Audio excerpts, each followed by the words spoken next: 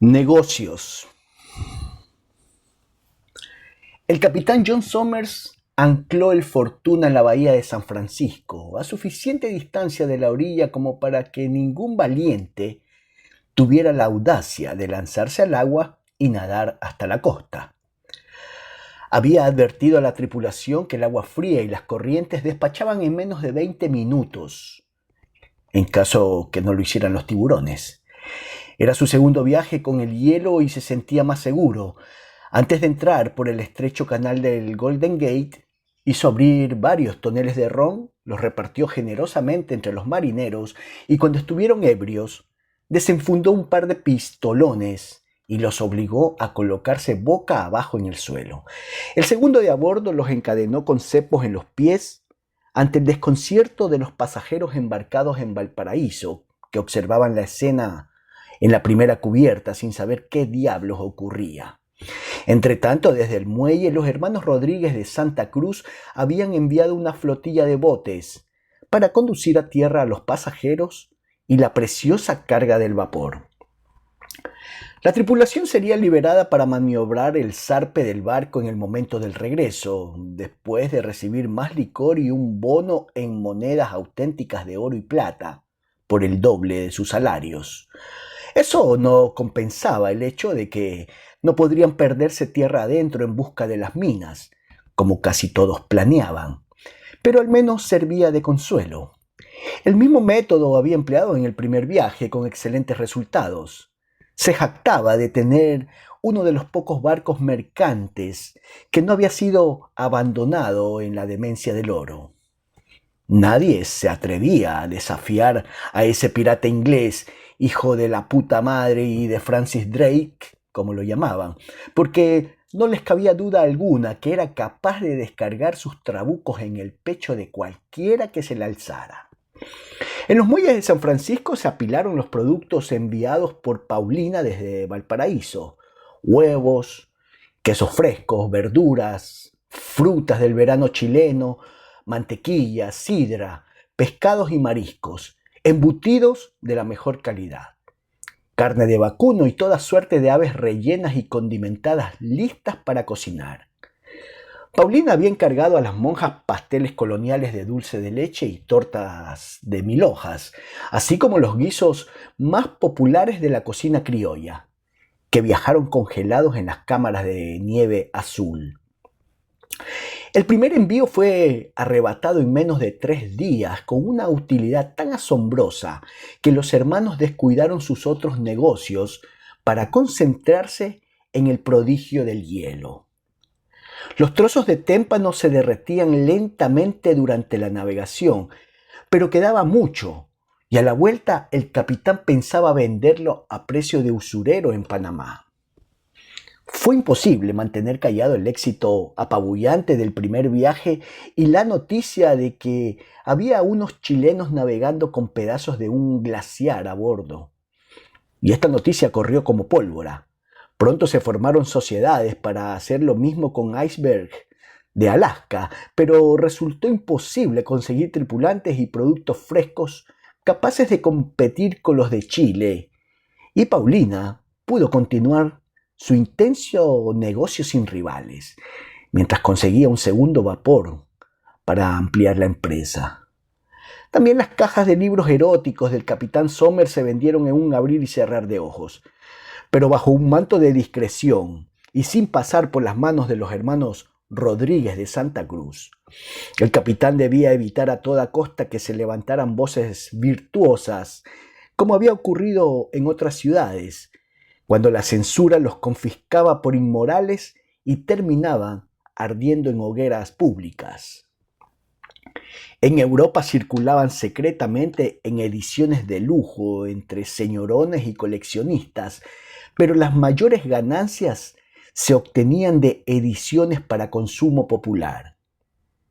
Se imprimían en Inglaterra, donde se ofrecían clandestinamente por unos centavos, pero en California el capitán obtuvo 50 veces su valor.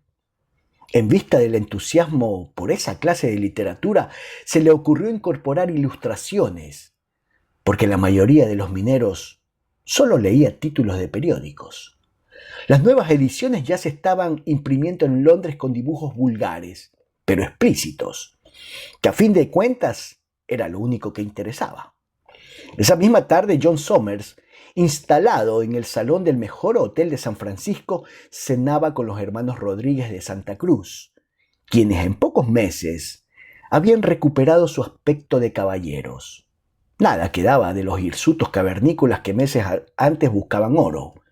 La fortuna estaba allí mismo, en limpias transacciones que podían hacer en los mullidos sillones del hotel con un whisky en la mano, como gente civilizada y no como patanes, decían ellos. A los 5 mineros chilenos traídos por ellos a fines de 1848 se habían sumado 80 peones del campo, gente humilde y sumisa, que nada sabía de minas, pero aprendía rápido, acataban órdenes y no se sublevaban. Los hermanos los mantenían trabajando en las orillas del río Americano al mando de leales capataces, mientras ellos se dedicaban al transporte y al comercio. Compraron 2 embarcaciones para hacer la travesía de San Francisco a Sacramento y 200 mulas para transportar mercadería a Los Placeres, que vendían directamente sin pasar por los almacenes. El esclavo fugitivo, quien antes hacía de guardaespaldas, resultó un as para los números y ahora llevaba la contabilidad. También vestido de gran señor y con una copa y un cigarro en la mano, a pesar de los rezongos de los gringos, quienes apenas toleraban su color, pero no tenían más recurso que negociar con él.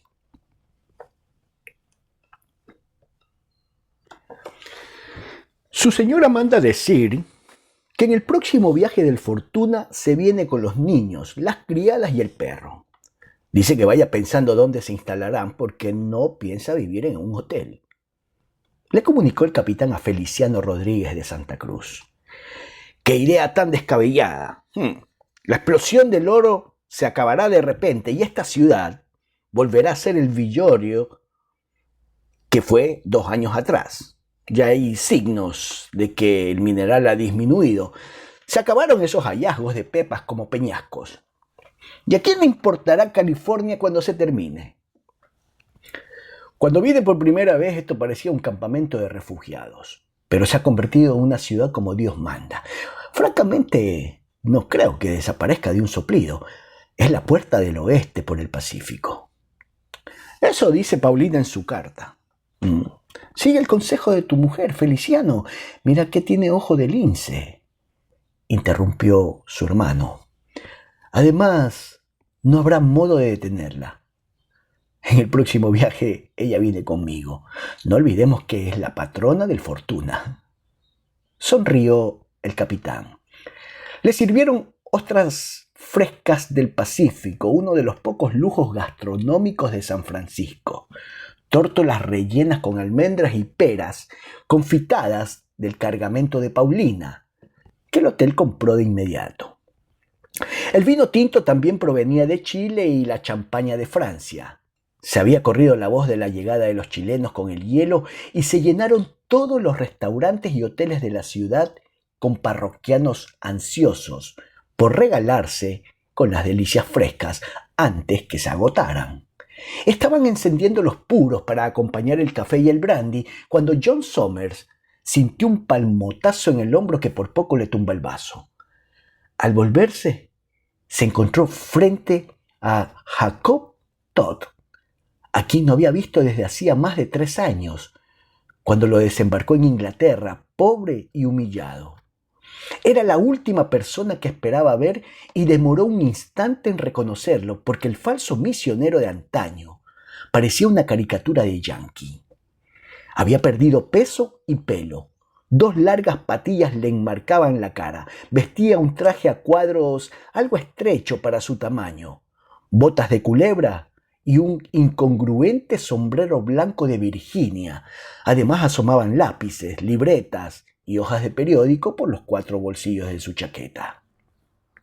Se abrazaron como viejos camaradas. Jacob Todd llevaba 5 meses en San Francisco y escribía artículos de prensa sobre la fiebre del oro, que se publicaban regularmente en Inglaterra y también en Boston y Nueva York. había llegado gracias a la intervención generosa de Feliciano Rodríguez de Santa Cruz, quien no había echado en saco roto el servicio que debía al inglés. Como buen chileno, nunca olvidaba un favor, tampoco una ofensa. Y al enterarse de sus cuitas en Inglaterra, le mandó dinero, pasaje y una nota explicando que California era lo más lejos que se podía ir antes de empezar a volver por el otro lado. En 1845, Jacob Todd había descendido del barco del capitán John Somers con renovada salud y pleno de energía, dispuesto a olvidar el bochornoso incidente en Valparaíso y dedicarse en cuerpo y alma a implantar en su país la comunidad utópica con la cual tanto había soñado. Llevaba su gruesa libreta, amarillenta por el uso y el aire de mar, repleta de anotaciones. Hasta el menor detalle de la comunidad había sido estudiado y planeado. Estaba seguro de que muchos jóvenes, los viejos no interesaban, abandonarían sus fatigosas existencias para unirse a la hermandad ideal de hombres y mujeres libres, bajo un sistema de absoluta igualdad, sin autoridades, policías ni religión. Los candidatos potenciales para el experimento resultaron mucho más tercos de entendimiento de lo que supuso, pero al cabo de unos meses contaba con 2 o 3 dispuestos a intentarlo. Solo faltaba un mecenas para financiar el costoso proyecto. Se requería un terreno amplio, porque la comunidad pretendía vivir alejada de las aberraciones del mundo y debía satisfacer todas sus necesidades. Todd había iniciado conversaciones con un lord, algo desquiciado, quien disponía de una inmensa propiedad en Irlanda. Cuando el rumor del escándalo en Valparaíso lo alcanzó en Londres, acosándolo como un perro tenaz, sin darle respiro. También allí se le cerraron las puertas y perdió a los amigos, los discípulos y el noble, y lo repudiaron. Y el sueño de la utopía se fue al diablo. Una vez más, Jacob Todd intentó encontrar consuelo en el alcohol y de nuevo se sumió en el atolladero de los malos recuerdos. Vivía como una rata en una pensión de mala muerte y cuando le llegó el mensaje salvador de su amigo, no lo pensó 2 veces. Se cambió el apellido y se embarcó hacia los Estados Unidos, dispuesto a iniciar un nuevo y flamante destino. Su único propósito era enterrar la vergüenza y vivir en anonimato hasta que surgiera la oportunidad de reavivar su idílico proyecto.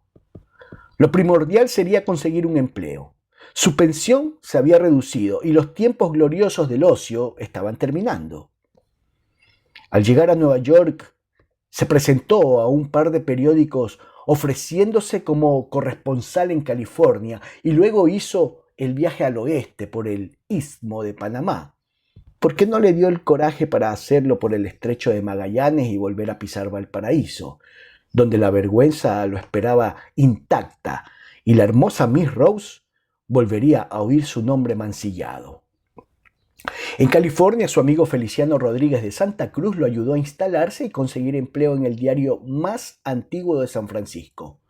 Jacob Todd, ahora convertido en Jacob Fremont, se puso a trabajar por primera vez en su existencia, descubriendo pasmado que le gustaba hacerlo.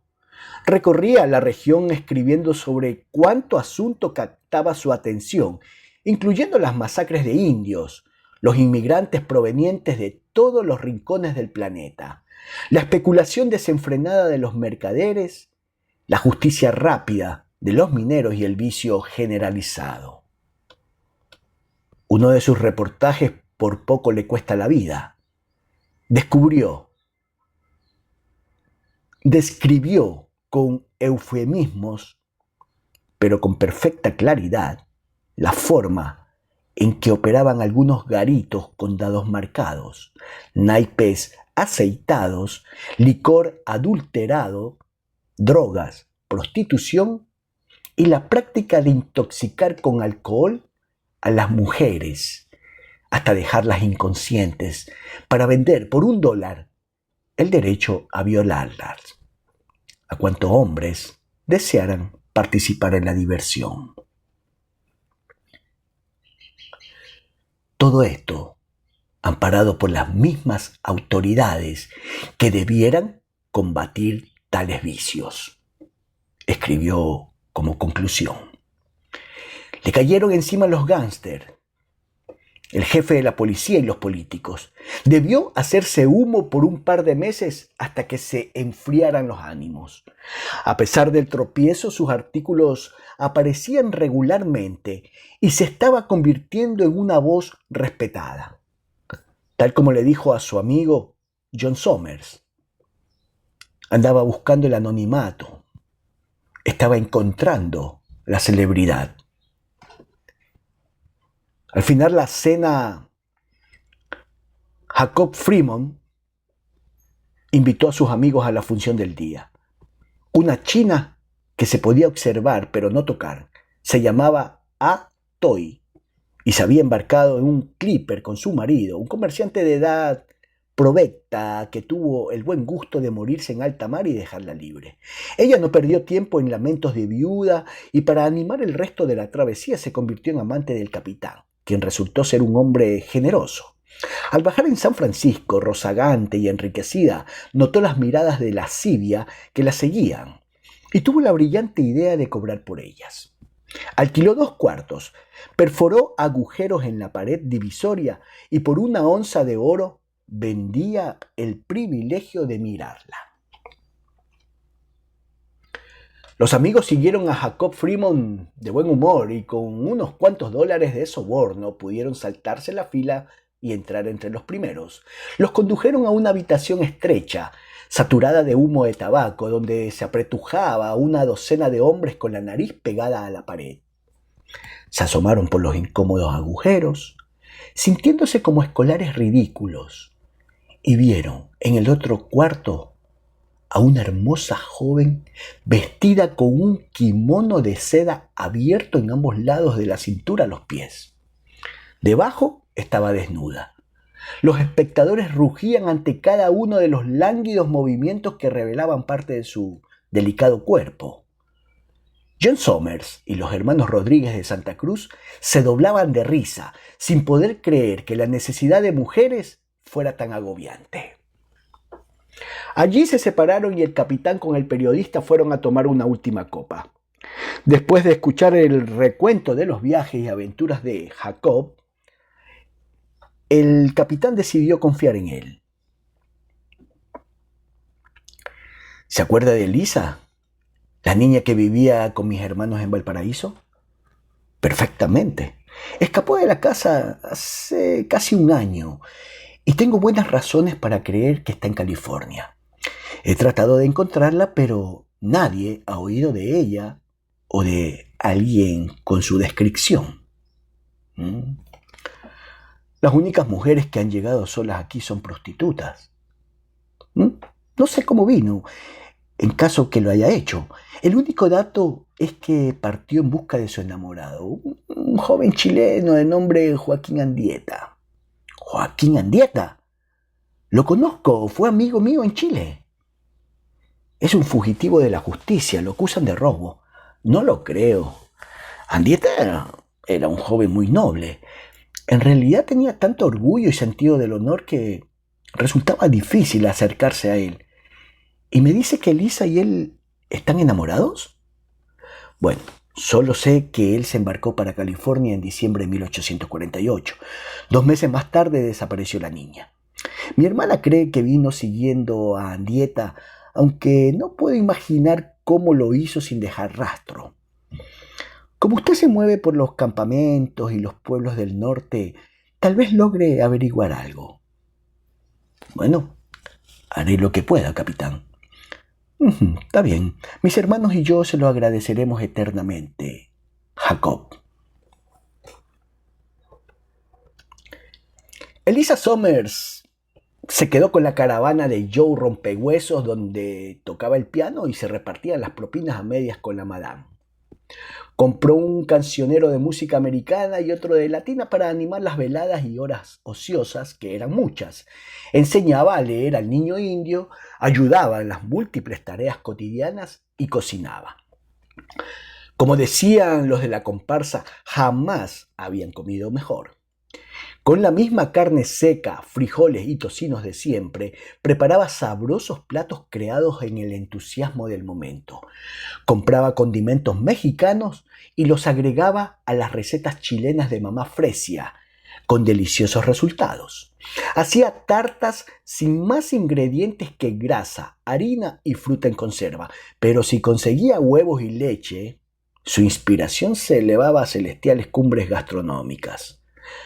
Babalú, el malo, no era partidario de que los hombres cocinaran, pero era el primero en devorar los banquetes del joven pianista y optó por callarse los comentarios sarcásticos.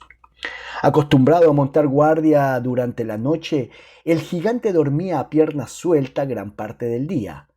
Pero apenas el tufillo de las cacerolas alcanzaba sus narices de dragón, despertaba de un salto y se instalaba cerca de la cocina a vigilar.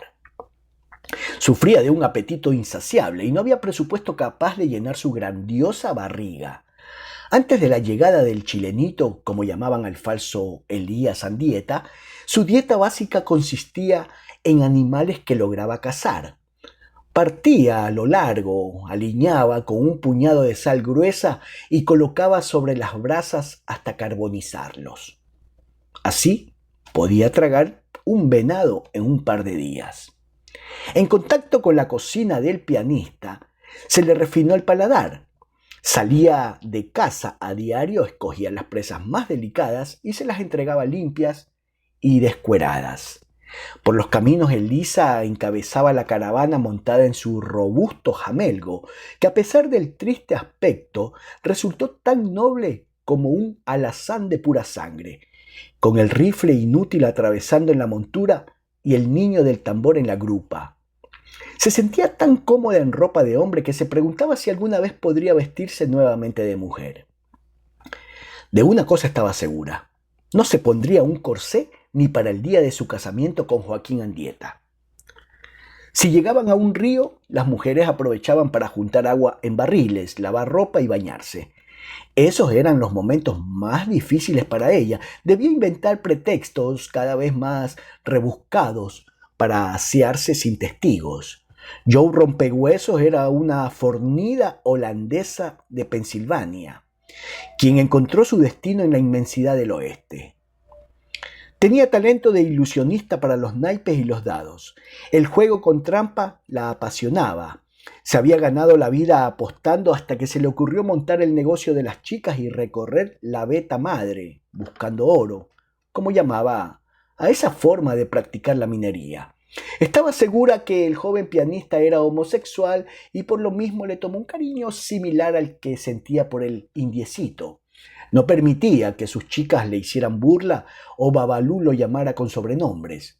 No era culpa del pobre muchacho haber nacido sin pelos en la barba y con ese aspecto de alfeñique, igual como no era suya haber nacido hombre en cuerpo de mujer. Eran cuchufletas que se le ocurrían a Dios para joder nomás.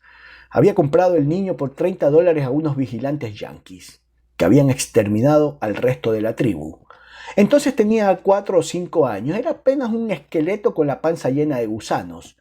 Pero a los pocos meses de alimentarlo a la fuerza y domarle las rabietas para que no destrozara cuanto caía en sus manos, ni se diera de cabezazos contra las ruedas de los vagones, la criatura creció un palmo y apareció su verdadera naturaleza de guerrero.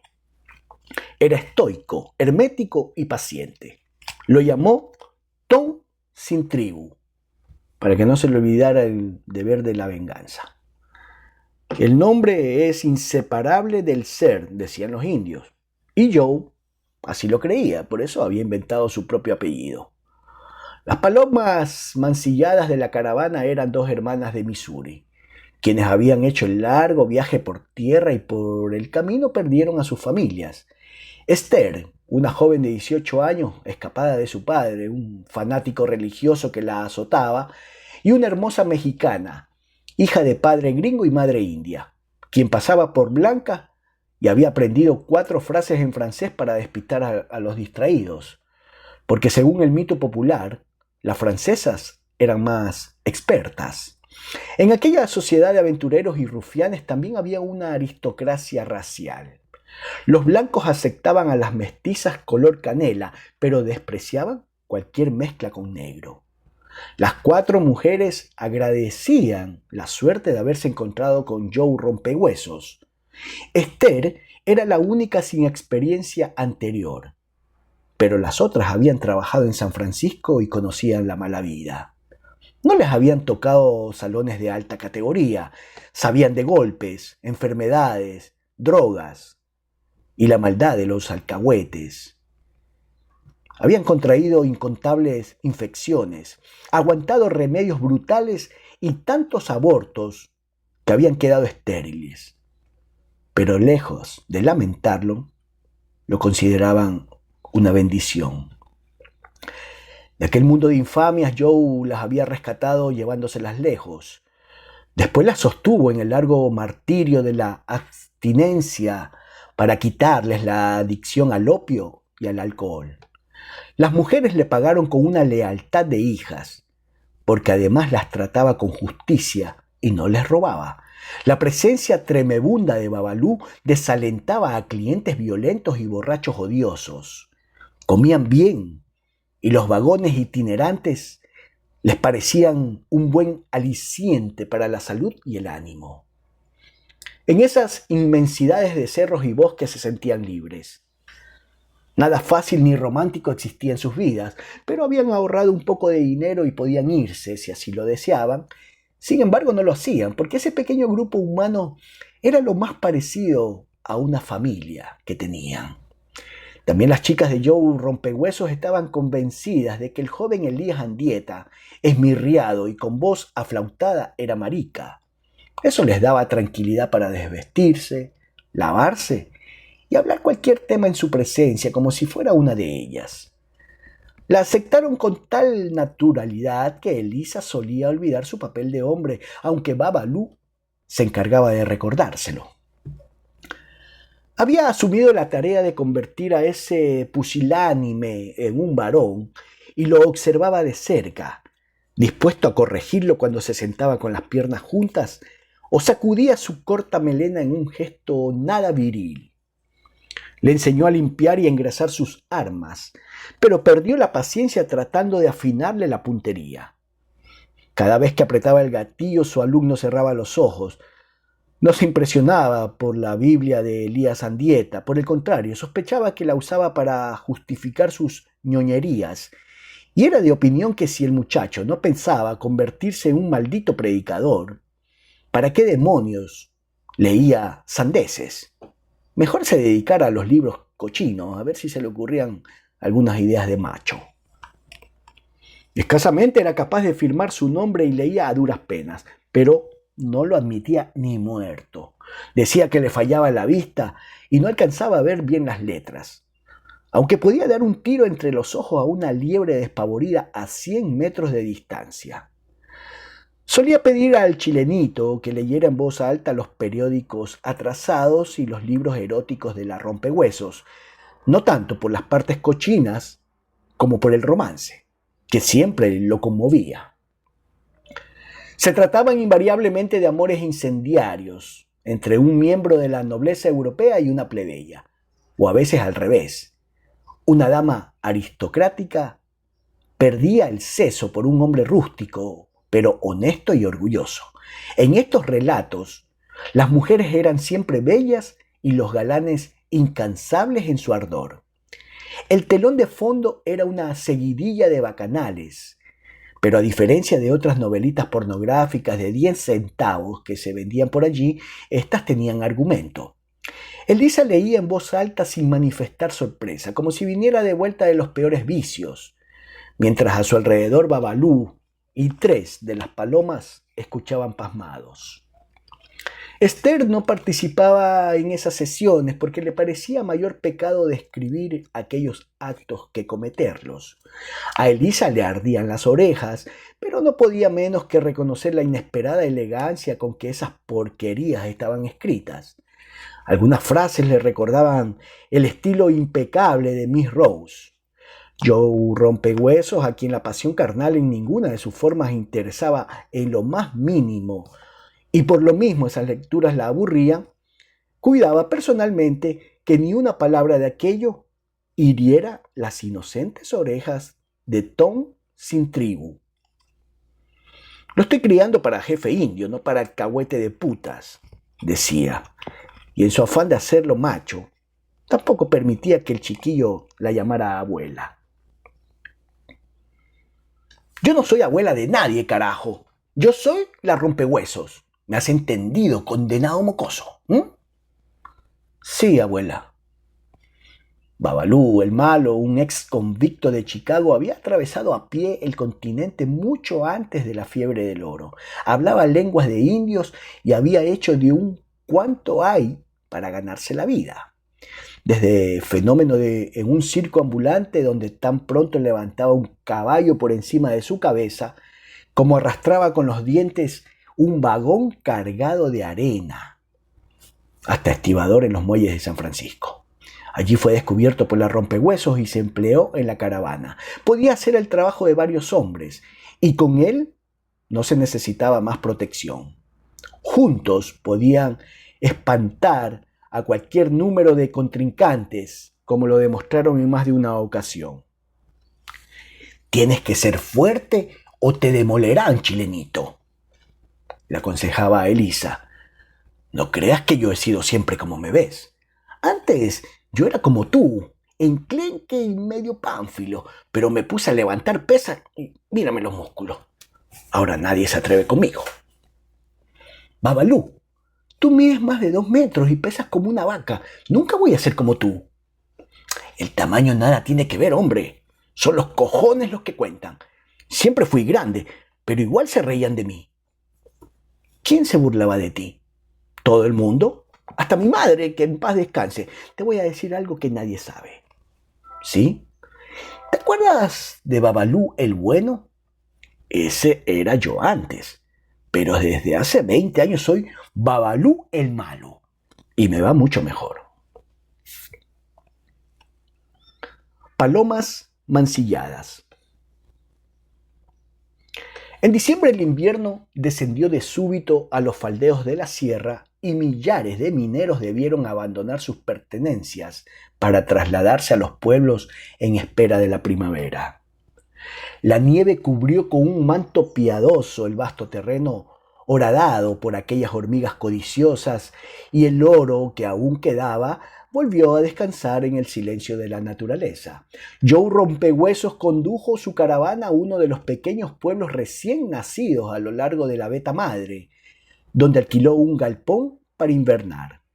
Vendió las mulas, compró una gran batea de madera para el baño, una cocina, 2 estufas, unas piezas de tela ordinaria y botas rusas para su gente, porque con la lluvia y el frío eran indispensables. Puso a todos a raspar la mugre del galpón y a hacer cortinas para separar cuartos. Instaló las camas con baldaquinos, los espejos dorados y el piano. Enseguida partió en visita de cortesía a las tabernas, el almacén y la herrería, centros de la actividad social. A modo de periódico, el pueblo contaba con una hoja de noticias hecha en una vetusta imprenta que había atravesado el continente a la rastra, de la cual se valió Joe para anunciar discretamente su negocio. Además de esas muchachas, ofrecía botellas del mejor ron de Cuba y Jamaica, como lo llamaba, aunque en verdad era un brebaje de caníbales, capaz de torcer el rumbo del alma. Libros calientes y un par de mesas de juego. Los clientes acudieron con prontitud. Había otro burdel, pero siempre la novedad era bienvenida. La madama del otro establecimiento declaró una guerra solapada de calumnias contra sus rivales, pero se abstuvo de enfrentar abiertamente al dúo formidable de la Rompehuesos y Babalú, el malo. En el galpón se retozaba detrás de las improvisadas cortinas, se bailaba al son del piano y se jugaban sumas considerables bajo la custodia de la patrona, quien no aceptaba peleas ni más trampas que las suyas bajo su techo. Elisa vio hombres perder en un par de noches la ganancia de meses de esfuerzo titánico y llorar en el pecho de las chicas que habían ayudado a esquilmarlos. Al poco tiempo los mineros tomaron afecto a Joe. A pesar de su aspecto de corsario, la mujer tenía un corazón de madre, y ese invierno las circunstancias lo pusieron a prueba. Se desencadenó una epidemia de disentería que tumbó a la mitad de la población y mató a varios. Apenas se enteraba de que alguien estaba en trance de muerte en alguna cabaña lejana, Joe pedía prestado un par de caballos en la herrería y se iba con Babalú a socorrer al desgraciado. Solía acompañarlos el herrero, un cuáquero formidable que desaprobaba el negocio de la mujerona, pero estaba siempre dispuesto a ayudar al prójimo. Joe hacía de comer para el enfermo, lo limpiaba, le lavaba la ropa y lo consolaba releyendo por centésima vez las cartas de su familia lejana, mientras Babalú y el herrero despejaban la nieve, buscaban agua, cortaban leña y la apilaban junto a la estufa. Si el hombre estaba muy mal, Joe lo envolvía en mantas, lo atravesaba como un saco en su cabalgadura y se lo llevaba a su casa, donde las mujeres lo cuidaban con vocación de enfermeras, contentas ante la oportunidad de sentirse virtuosas. No podían hacer mucho, fuera de obligar a los pacientes a beber litros de té azucarado para que no se secaran por completo, mantenerlos limpios, abrigados y en reposo, con la esperanza de que la cagantina les vaciara el alma y la fiebre no les cocinara los sesos. Algunos morían, y el resto demoraba semanas en volver al mundo. Joe era la única que se daba maña para desafiar el invierno y acudir a las cabañas más aisladas. Así le tocó descubrir cuerpos convertidos en estatuas de cristal. No todos eran víctimas de enfermedad. A veces el tipo se había dado un tiro en la boca porque no podía más con el retortijón de tripas, la soledad y el delirio. En un par de ocasiones Joe debió cerrar su negocio porque tenía el galpón sembrado de petates por el suelo y sus palomas no daban abasto cuidando pacientes. El sheriff del pueblo temblaba cuando ella aparecía con su pipa holandesa y su apremiante vozarrón de profeta a exigir ayuda. Nadie podía negársela. Los mismos hombres que con sus tropelías dieron mal nombre al pueblo se colocaban mansamente a su servicio. No contaban con nada parecido a un hospital. El único médico estaba agobiado y ella asumía con naturalidad la tarea de movilizar recursos cuando se trataba de una emergencia. Los afortunados a quienes salvaba la vida se convertían en sus devotos deudores, y así tejió ese invierno la red de contactos que habría de sostenerla durante el incendio. El herrero se llamaba James Morton y era uno de esos escasos ejemplares de hombre bueno. Sentía un amor seguro por la humanidad completa, incluso sus enemigos ideológicos, a quienes consideraba errados por ignorancia y no por intrínseca maldad. Incapaz de una vileza, no podía imaginarla en el prójimo. Prefería creer que la perversidad ajena era una desviación del carácter, remediable con la luz de la piedad y el afecto. Venía de una larga estirpe de cuáqueros de Ohio, donde había colaborado con sus hermanos en una cadena clandestina de solidaridad con los esclavos fugitivos, para esconderlos y llevarlos a los Estados Libres y a Canadá.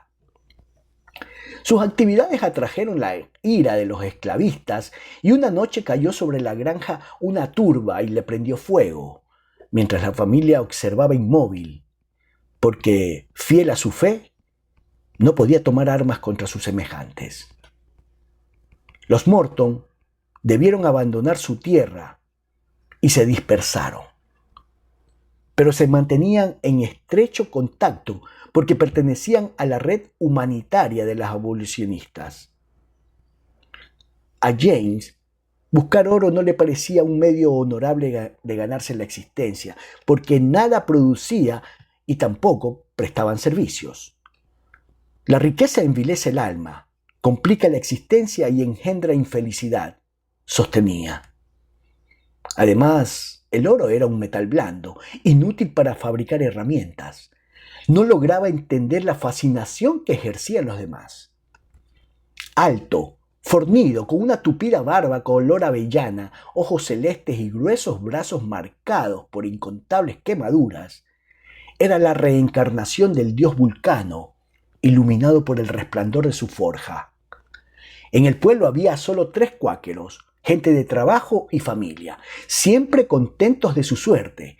Los únicos que no juraban eran abstemios y evitaban los burdeles. Se reunían regularmente para practicar su fe sin aspavientos, predicando con el ejemplo, mientras esperaban con paciencia la llegada de un grupo de amigos que venía del este a engrosar su comunidad. Morton frecuentaba el galpón de la Rompehuesos para ayudar con las víctimas de la epidemia y allí conoció a Esther.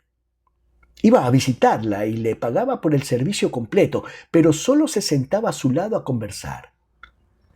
No podía comprender por qué ella había escogido esa clase de vida. Entre los azotes de mi padre y esto, prefiero 1000 veces la vida que tengo ahora. ¿Por qué te golpeaba? Me acusaba de provocar lujuria e incitar al pecado. Creía que Adán todavía estaría en el paraíso si Eva no lo hubiera tentado. Tal vez tenía razón. Ya ves, ¿cómo me gano la vida? Hay otros trabajos, Esther. Este no es tan malo, James. Cierro los ojos y no pienso en nada. Son solo unos minutos y pasan rápido. A pesar de las vicisitudes de su profesión, la joven mantenía la frescura de sus 20 años y había un cierto encanto en su manera discreta y silenciosa de comportarse, tan diferente a la de sus compañeras. Nada tenía de coqueta, era rellena, con un rostro plácido de ternera y firmes manos de campesina. Comparada con las otras palomas, resultaba la menos agraciada, pero su piel era luminosa y su mirada suave.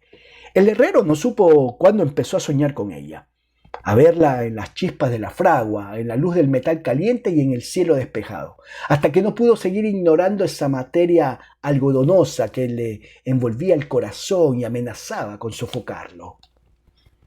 Peor desgracia que enamorarse de una mujerzuela no podía ocurrirle. Sería imposible de justificarlo ante los ojos de Dios y su comunidad. Decidido a vencer aquella tentación con sudor, se encerraba en la herrería a trabajar como un demente. Algunas noches se oían los feroces golpes de su martillo hasta la madrugada. Apenas tuvo una dirección fija. Elisa escribió a Tao Chien al restaurante chino de Sacramento, dándole su nuevo nombre de Elías Andieta y pidiéndole consejo para combatir la disentería, porque el único remedio que conocía contra el contagio era un trozo de carne cruda atado al ombligo con una faja de lana roja, como hacía mamá Fresia en Chile, pero no estaba dando los resultados esperados. Lo echaba de menos dolorosamente.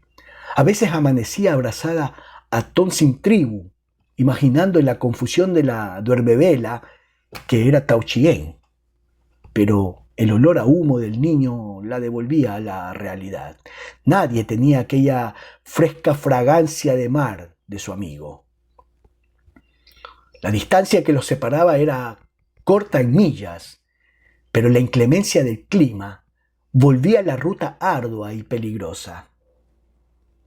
Se le ocurrió acompañar al cartero para seguir buscando a Joaquín Andieta, como había hecho en otras ocasiones, pero esperando una oportunidad apropiada fueron pasando semanas. No solo el invierno se atravesaba en sus planes, en esos días había explotado la tensión entre los mineros yanquis y los chilenos, al sur de la Veta Madre. Los gringos, hartos de la presencia de extranjeros, se juntaron para expulsarlos, pero los otros resistieron, primero con sus armas y luego ante un juez, quien reconoció sus derechos. Lejos de intimidar a los agresores, la orden del juez sirvió para enardecerlos. Varios chilenos terminaron en la horca o lanzados por un despeñadero y los sobrevivientes debieron huir. En respuesta se formaron bandas dedicadas al asalto, tal como hacían muchos mexicanos. Elisa comprendió que no podía arriesgarse. Bastaba su disfraz de muchacho latino para ser acusada de cualquier crimen inventado. A finales de enero de 1850 cayó una de las peores heladas que se había visto por esos lados. Nadie se atrevía a salir de sus casas. El pueblo parecía muerto y durante más de 10 días no acudió un solo cliente al galpón.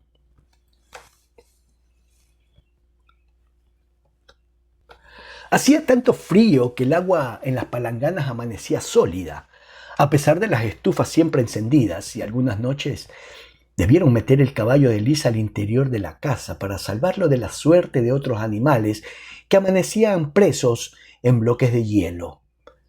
Las mujeres dormían de a dos por cama, y ella lo hacía con el niño, con quien había desarrollado un cariño celoso y feroz, que él devolvía con taimada constancia. La única persona de la compañía que podía competir con Elisa en el afecto del chiquillo era la rompehuesos.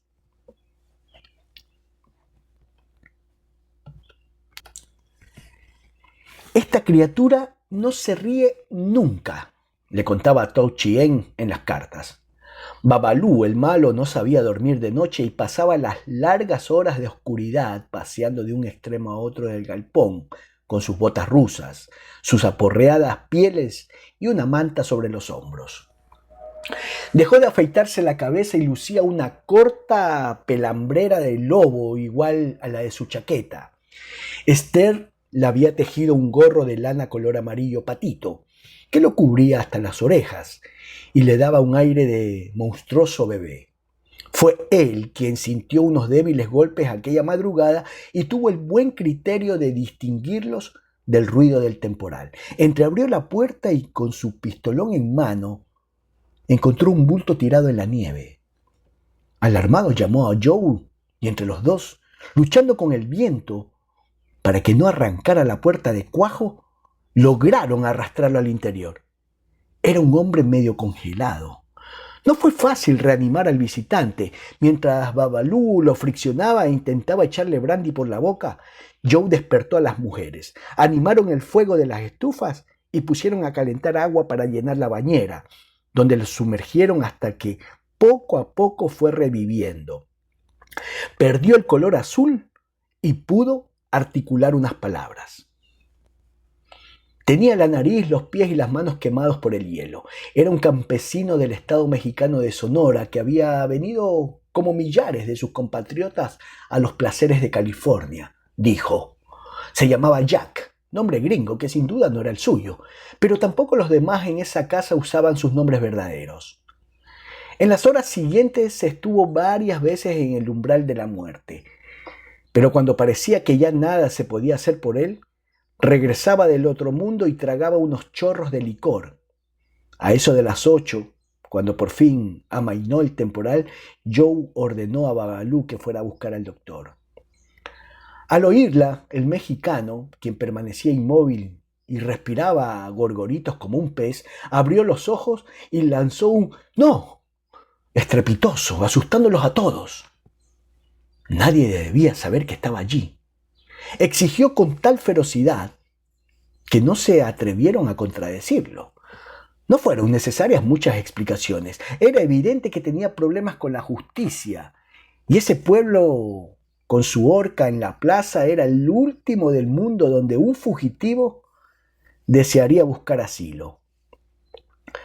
Solo la crueldad del temporal pudo obligarlo a acercarse por allí. Elisa nada dijo, pero para ella la reacción del hombre no fue una sorpresa. Olía a maldad. A los 3 días Jack había recuperado algo de sus fuerzas, pero se le cayó la punta de la nariz y empezaron a gangrenársele los dedos de una mano.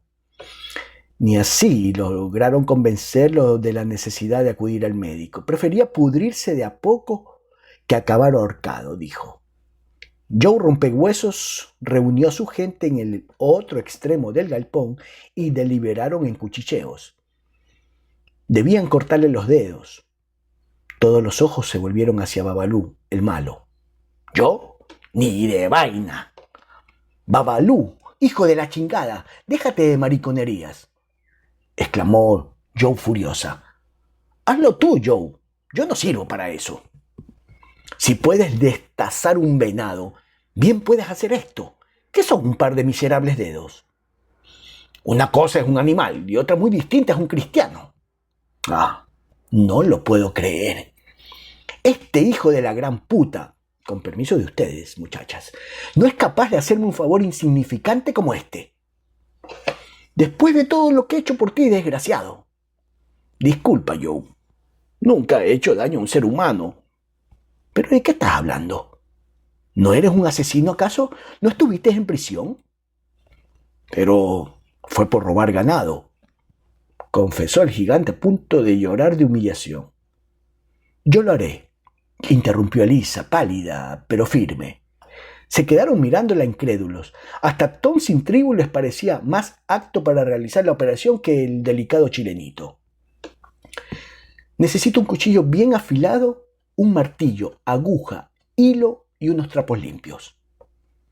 Babalú se sentó en el suelo con su cabezota entre las manos, horrorizado, mientras las mujeres preparaban lo necesario en respetuoso silencio. Elisa repasó lo aprendido junto a Tao Chien cuando extraían balas y cosían heridas en Sacramento. Si entonces pudo hacerlo sin pestañear, igual podría hacerlo ahora, decidió. Lo más importante, según su amigo, era evitar hemorragias e infecciones. No lo había visto hacer amputaciones, pero cuando curaban a los infortunados que llegaban sin orejas, comentaba que en otras latitudes cortaban manos y pies por el mismo delito. El hacha del verdugo es rápida, pero no deja tejido para cubrir el muñón del hueso, había dicho Tao Chien. Le explicó las lecciones del doctor Ebenezer Hobbs, quien tenía práctica con heridos de guerra, y le había enseñado cómo hacerlo. Menos mal, en este caso solo eran dedos, concluyó Elisa. La rompehuesos saturó de licor al paciente hasta dejarlo inconsciente, mientras Elisa desinfectaba el cuchillo calentándolo al rojo. Hicieron sentar a Jack en una silla, le mojó la mano en una palangana con whisky y luego se la puso al borde de la mesa con los dedos malos, separados. Murmuró una de las oraciones mágicas de mamá Fresia y cuando estuvo lista, hizo una señal silenciosa a las mujeres para que sujetaran al paciente. Apoyó el cuchillo sobre los dedos y le dio un golpe certero de martillo, hundiendo la hoja, que rebanó limpiamente los huesos y quedó clavada en la mesa. Jack lanzó un alarido desde el fondo del vientre, pero estaba tan intoxicado que no se dio cuenta cuando ella lo cosía y Esther lo vendaba. En pocos minutos el suplicio había terminado. Elisa se quedó mirando los dedos amputados y tratando de dominar las arcadas, mientras las mujeres acostaban a Jack en uno de los petates. Babalú, el malo, quien había permanecido lo más lejos posible del espectáculo, se acercó tímidamente con su gorro de bebé en la mano. «Eres todo un hombre, chilenito», murmuró admirado. En marzo, Elisa cumplió calladamente 18 años. Mientras esperaba que tarde o temprano apareciera su Joaquín en la puerta, tal como haría cualquier hombre en 100 millas a la redonda, como sostenía Babalú. Jack, el mexicano, se repuso en pocos días y se escabulló de noche sin despedirse de nadie, antes que cicatrizaran sus dedos. Era un tipo siniestro y se alegraron cuando se fue. Hablaba muy poco y estaba siempre en ascuas, desafiante, listo para atacar ante la menor sombra de una provocación imaginada. No dio muestras de agradecimiento por los favores recibidos. Al contrario, cuando despertó de la borrachera y supo que le habían amputado los dedos de disparar, se lanzó en una retahíla de maldiciones y amenazas, jurando que el hijo de perra que le había malogrado la mano iba a pagarlo con su propia vida. Entonces a Babalú se le agotó la paciencia. Lo cogió como un muñeco, lo levantó a su altura, le clavó los ojos y le dijo con la voz suave que usaba cuando estaba a punto de estallar: «Ese fui yo, Babalú el malo. ¿Hay algún problema?» Apenas se le pasó la fiebre, Jack quiso aprovechar a las palomas para darse un gusto, pero lo rechazaron en coro. No estaban dispuestas a darle nada gratis.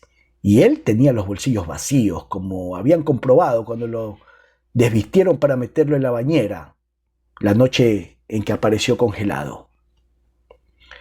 Joe Rompehuesos se dio el trabajo de explicarle que si no le cortan los dedos había perdido el brazo o la vida.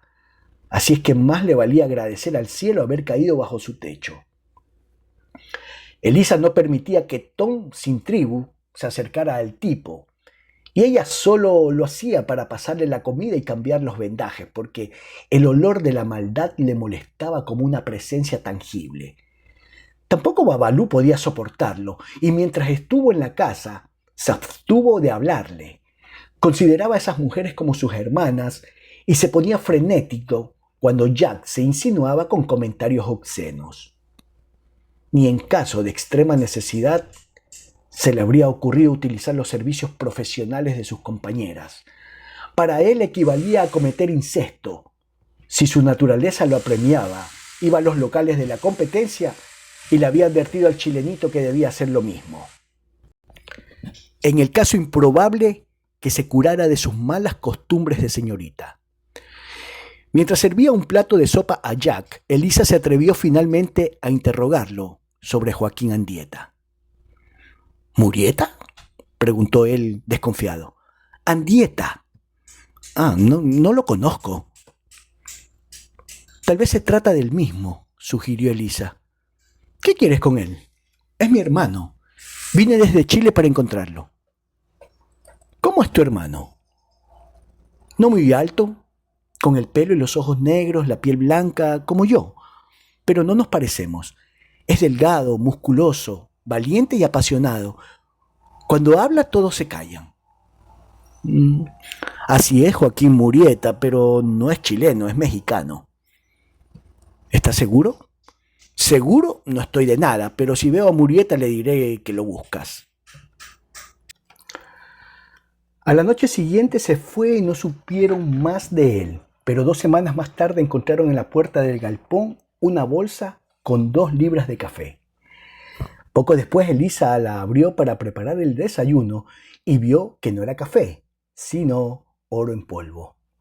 Según Joe Rompehuesos, podía provenir de cualquiera de los mineros enfermos que ellas habían cuidado durante ese período, pero Elisa tuvo la corazonada de que Jack la había dejado como una forma de pago.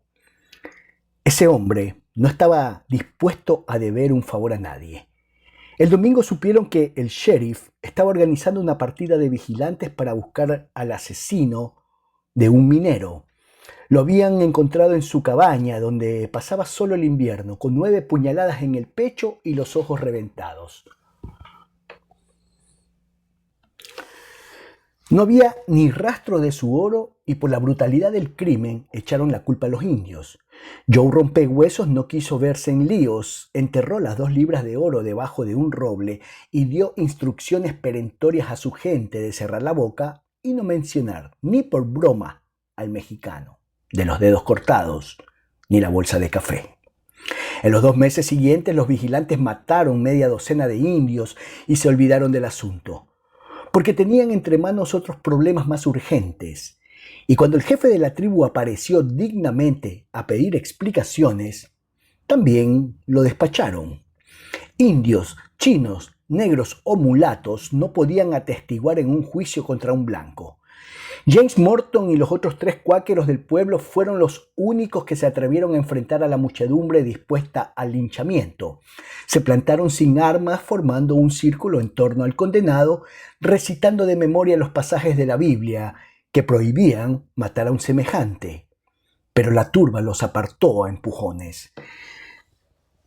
Nadie supo del cumpleaños de Elisa y por lo tanto no lo celebraron, pero de todos modos esa noche del 15 de marzo fue memorable para ella y los demás. Los clientes habían vuelto al galpón, las palomas estaban siempre ocupadas, el chilenito aporreaba el piano con sincero entusiasmo y Joe sacaba cuentas optimistas. El invierno no había sido tan malo. Después de todo, lo peor de la epidemia estaba pasando y no quedaban enfermos en los petates. Esa noche había una docena de mineros bebiendo a conciencia mientras afuera el viento arrancaba de cuajo las ramas de los pinos. A eso de las 11 se desató el infierno. Nadie pudo explicar cómo comenzó el incendio y Joe siempre sospechó de la otra madame. Las maderas prendieron como petardos y en un instante empezaron a arder las cortinas, los chales de seda y los colgajos de la cama. Todos escaparon ilesos, incluso alcanzaron a echarse unas mantas encima y Elisa cogió al vuelo la caja de lata que contenía sus preciosas cartas. Las llamas y el humo envolvieron rápidamente el local y en menos de 10 minutos ardía como una antorcha, mientras las mujeres a medio vestir junto a sus mareados clientes observaban el espectáculo en total impotencia. Entonces Elisa echó una mirada contando a los presentes y se dio cuenta horrorizada que faltaba Tom sin tribu. El niño había quedado durmiendo en la cama que ambos compartían. No supo cómo le arrebató una cobija a Esther de los hombros, se cubrió la cabeza y corrió atravesando de un pellón el delgado tabique de madera ardiendo, seguida por Babalú, quien intentaba detenerla a gritos, sin entender por qué se lanzaba al fuego. Encontró al chico de pie en la humareda, con los ojos despavoridos, pero perfectamente sereno. Le tiró la manta encima y trató de levantarlo en brazos, pero era muy pesado, y un acceso de tos la dobló en dos. Cayó de rodillas empujando a Tom para que corriera hacia afuera, pero él no se movió de su lado. Y los dos habrían quedado reducidos a cenizas si Babalú no aparece en ese instante para coger uno en cada brazo como si fueran paquetes y salir con ellos a la carrera en medio de la ovación de quienes esperaban afuera. «¡Condenado muchacho! ¿Qué hacías allí adentro?», reprochaba Joe al indiecito mientras lo abrazaba, lo besaba y le daba cachetazos para que respirara. Gracias a que el galpón quedaba aislado, no ardió medio pueblo, como señaló después el sheriff, quien tenía experiencia en incendios porque ocurrían con demasiada frecuencia por esos lados. Al resplandor acudió una docena de voluntarios encabezados por el herrero a combatir las llamas, pero ya era tarde y solo pudieron rescatar el caballo de Elisa, del cual nadie se había acordado en la pelotera de los primeros minutos y nadie estaba amarrado en su cobertizo. Y todavía estaba amarrado en su cobertizo, loco de terror. Joe Rompehuesos perdió esa noche cuanto poseía en el mundo y por primera vez la vieron flaquear. Con el niño en los brazos presenció la destrucción sin poder contener las lágrimas y cuando solo quedaron tizones humeantes, escondió la cara en el pecho enorme de Babalú, a quien se le habían chamuscado cejas y pestañas. Ante la debilidad de esa madraza a quien creían invulnerable, las 4 mujeres rompieron a llorar a coro en un racimo de enaguas, cabelleras alborotadas y carnes temblorosas.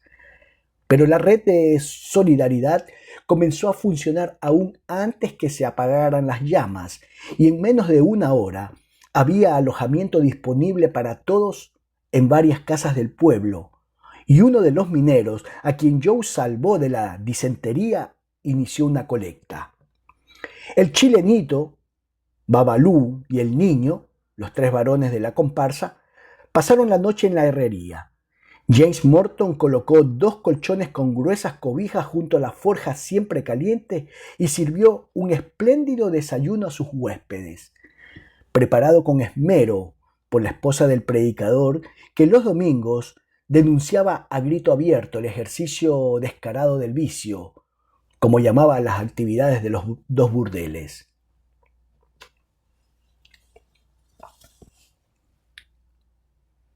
«No es el momento para remilgos. Estos pobres cristianos están tiritando», dijo la esposa del reverendo cuando se presentó en la herrería con su guiso de liebre, una jarra de chocolate y galletas de canela. La misma señora recorrió el pueblo pidiendo ropa para las palomas que seguían en enaguas, y la respuesta de las otras damas fue generosa. Evitaban pasar frente al local de la otra madame, pero habían tenido que relacionarse con Joe Rompehuesos durante la epidemia y la respetaban. Así fue como las 4 pindongas anduvieron un buen tiempo vestidas de señoras modestas, tapadas del cuello hasta los pies, hasta que pudieron reponer sus atuendos rumbosos. La noche del incendio, la esposa del pastor quiso llevarse a Tonsin Tribu a su casa, pero el niño se aferró del cuello de Babalú y no hubo poder humano capaz de arrancarlo de allí.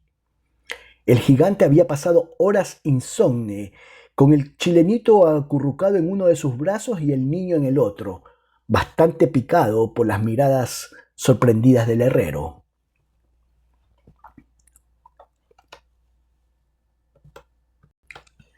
«Sáquese esa idea de la cabeza, hombre. No soy maricón», farfulló indignado, pero sin soltar a ninguno de los dos durmientes.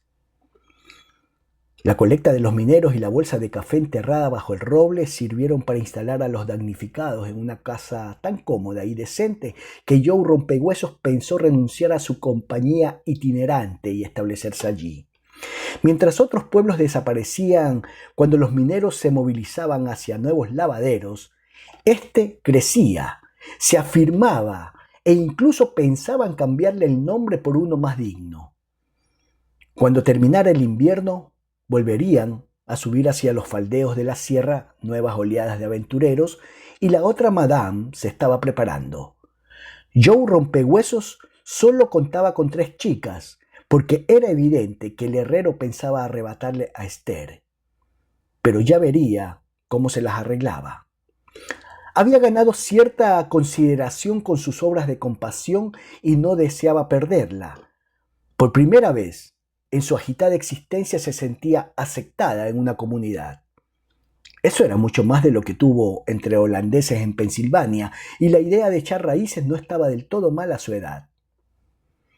Al enterarse de esos planes, Elisa decidió que si Joaquín Andieta o Murieta no aparecía en la primavera, tendría que despedirse de sus amigos y seguir buscándolo. Desilusiones. A finales del otoño, Tao Chien recibió la última carta de Elisa, que había pasado de mano en mano durante varios meses, siguiendo su rastro hasta San Francisco. Había dejado Sacramento en abril. El invierno en esa ciudad se le hizo eterno, solo lo sostuvieron las cartas de Elisa, que llegaban esporádicamente. La esperanza de que el espíritu de Lin lo ubicara y su amistad con el otro Shon-Ji, y habían conseguido libros de medicina occidental y asumía encantado la paciente tarea de traducirlos línea por línea a su amigo. Así ambos absorbían al mismo tiempo esos conocimientos tan diferentes a los suyos. Se enteraron que en Occidente poco se sabía de plantas fundamentales, de prevenir enfermedades o del Qi, la energía del cuerpo, que no se mencionaba en esos textos, pero estaban mucho más avanzados en otros aspectos. Con su amigo pasaban días comparando y discutiendo, pero el estudio no fue suficiente consuelo. Le pesaba tanto el aislamiento y la soledad. Abandonó su casucha de tablas y su jardín de plantas medicinales y se trasladó a vivir en un hotel de chinos, donde al menos oía su lengua y comía a su gusto. A pesar de que sus clientes eran muy pobres y a menudo los atendía gratis, había ahorrado dinero. Si Elisa regresara, se instalarían en una buena casa, pensaba, pero mientras estuviera solo, el hotel bastaba. El otro Shon-Ji planeaba encargar una joven esposa china e instalarse definitivamente en los Estados Unidos, porque a pesar de su condición de extranjero, allí podía tener mejor vida que en su país. Tao Chien lo advirtió contra la vanidad de los lirios dorados, especialmente en América, donde se caminaba tanto, y los Fanwei se burlarían de una mujer con pies de muñeca. Pídale a la gente que le traiga una esposa sonriente y sana. Todo lo demás no importa, le aconsejó, pensando en el breve paso por este mundo de su inolvidable Lin. Y en cuanto más feliz hubiera sido con los pies y los pulmones fuertes de Elisa. Su mujer andaba perdida, no sabía ubicarse en esa tierra extraña. La invocaba en sus horas de meditación y en sus poesías, pero no volvió a aparecer ni siquiera en sus sueños. La última vez que estuvo con ella fue aquel día en la bodega del barco, cuando ella lo visitó con su vestido de seda verde y las peonias en el peinado para pedirle que salvara a Elisa, pero eso había sido a la altura del Perú. Y desde entonces había pasado tanta agua, tierra y tiempo que Lynn seguramente vagaba confundida. Imaginaba al dulce espíritu buscándolo en ese vasto continente desconocido sin lograr ubicarlo.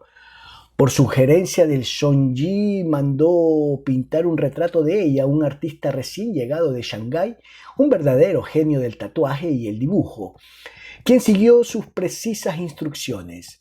Pero el resultado no hacía justicia a la transparente hermosura de Lin. Tao Chien formó un pequeño altar con el cuadro frente al cual se sentaba a llamarla. No entendía por qué la soledad, que antes consideraba una bendición y un lujo, ahora le resultaba intolerable. El peor inconveniente de sus años de marinero había sido la falta de un espacio privado para la quietud o el silencio, pero ahora que lo tenía deseaba compañía. Sin embargo, la idea de encargar una novia le parecía un disparate. Una vez antes, los espíritus de sus antepasados le habían conseguido una esposa perfecta, pero tras esa aparente buena fortuna había una maldición oculta. Conoció el amor correspondido y ya nunca más volvería a los tiempos de la inocencia, cuando cualquier mujer con pies pequeños y buen carácter le parecía suficiente. Se creía condenado a vivir del recuerdo de Lin porque ninguna otra podría ocupar su lugar con dignidad. No deseaba una sirvienta o una concubina, ni siquiera la necesidad de tener hijos para que honraran su nombre y cuidaran su tumba. Ni siquiera eso le servía de aliciente. Trató de explicárselo a su amigo, pero se enredó en el lenguaje, sin palabras en su vocabulario para expresar ese tormento. La mujer es una criatura útil para el trabajo, la maternidad y el placer, pero ningún hombre culto e inteligente pretendería hacer de ella su compañera. Le había dicho su amigo la única vez que le confió sus sentimientos. En China bastaba echar una mirada alrededor para entender tal razonamiento, pero en América las relaciones entre esposos parecían diferentes. De partida nadie tenía concubina, al menos abiertamente. Las pocas familias del Fangwei que Tao Chien había conocido en esa tierra de hombres solos le resultaban impenetrables. No podía imaginar cómo funcionaban en la intimidad, dado que aparentemente los maridos consideraban a sus mujeres como iguales.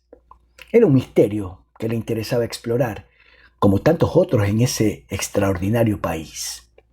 Las primeras cartas de Lisa llegaron al restaurante y como la comunidad china conocía a Tao Chien, no tardaron en entregárselas.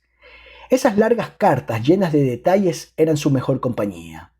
Recordaba a Elisa sorprendido de su añoranza porque nunca pensó que la amistad con una mujer fuera posible, y menos con una de otra cultura. La había visto casi siempre en ropas masculinas, pero le parecía totalmente femenina y le extrañaba que los demás aceptaran su aspecto sin hacer preguntas. Los hombres no miran a los hombres y las mujeres creen que soy un chico afeminado, le había escrito ella en una carta.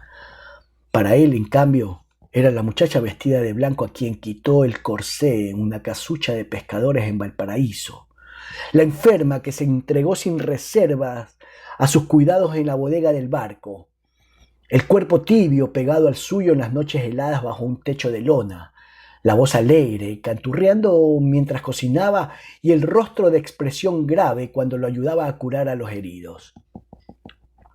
Ya no la veía como una niña, sino como una mujer, a pesar de sus huesitos de nada y su cara infantil.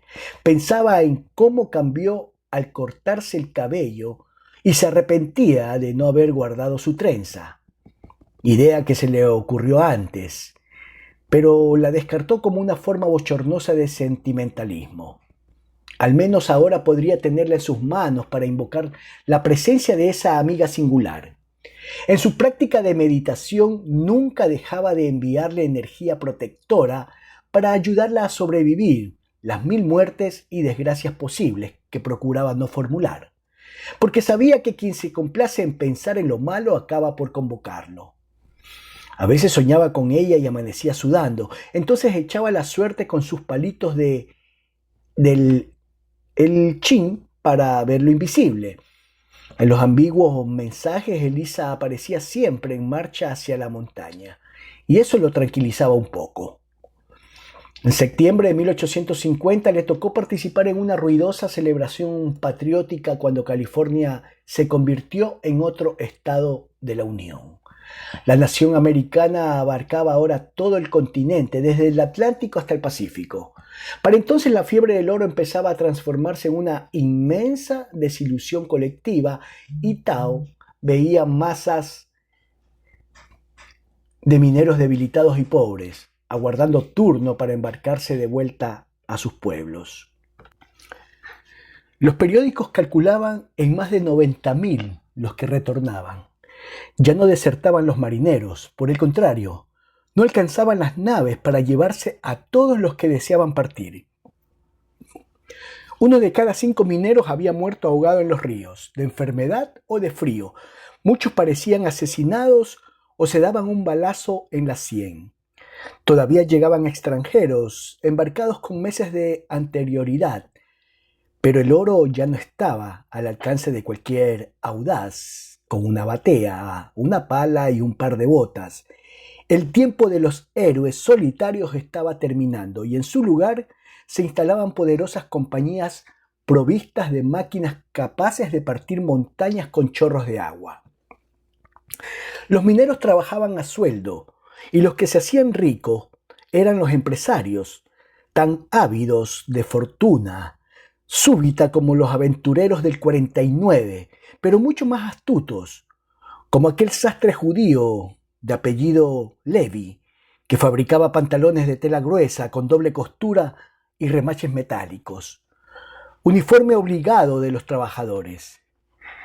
Mientras muchos se marchaban, los chinos, en cambio, seguían llegando como silenciosas hormigas.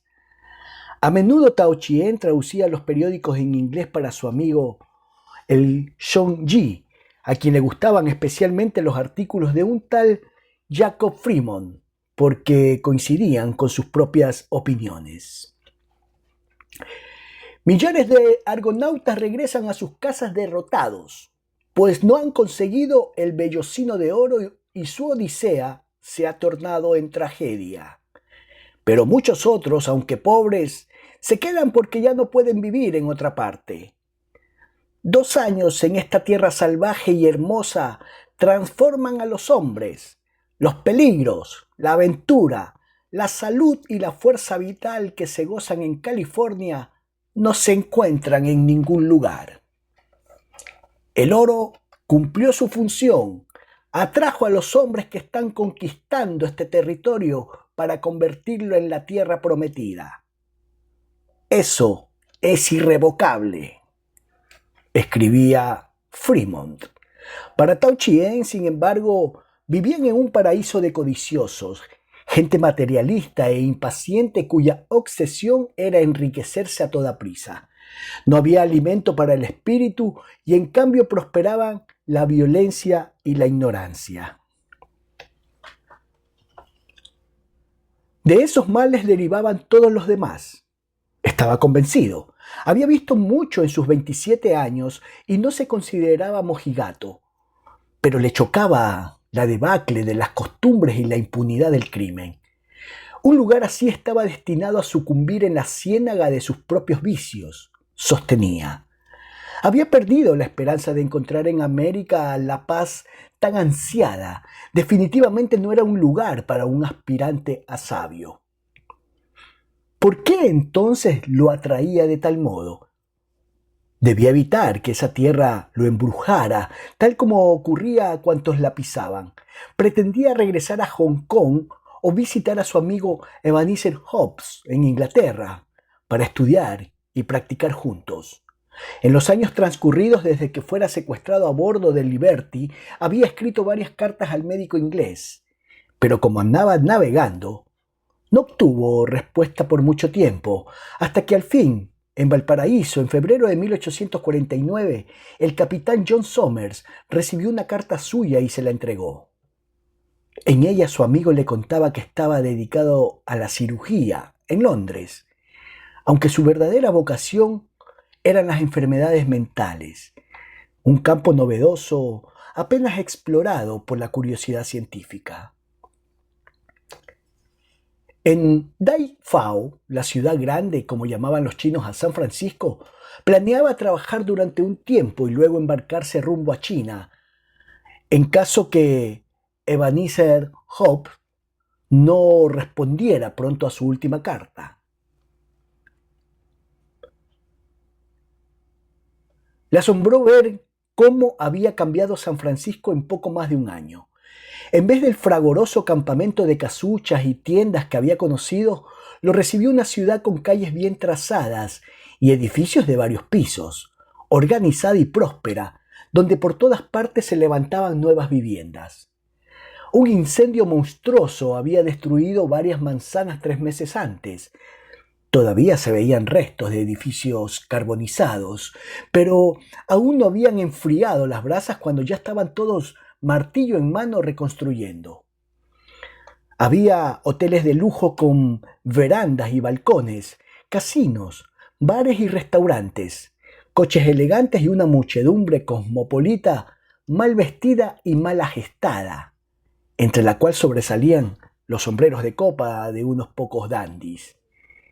El resto eran tipos barbudos y embarrados, con aire de truanes, pero allí nadie era lo que parecía. El estibador del muelle podía ser un aristócrata latinoamericano y el cochero un abogado de Nueva York.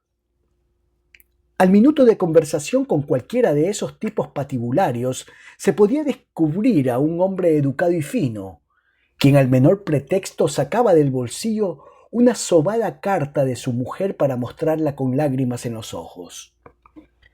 Y también ocurría al revés. El petimetre acicalado escondía un cabrón bajo el traje bien cortado. No le tocó ver escuelas en su trayecto por el centro. En cambio vio niños que trabajaban como adultos, cavando hoyos, transportando ladrillos, arreando mulas y lustrando botas. Pero apenas soplaba la ventolera del mar, corrían a encumbrar volantines. Más tarde se enteró que muchos eran huérfanos y vagaban por las calles en pandillas, hurtando comida para sobrevivir. Todavía escaseaban las mujeres, y cuando alguna pisaba airosa la calle, el tráfico se detenía para dejarla pasar.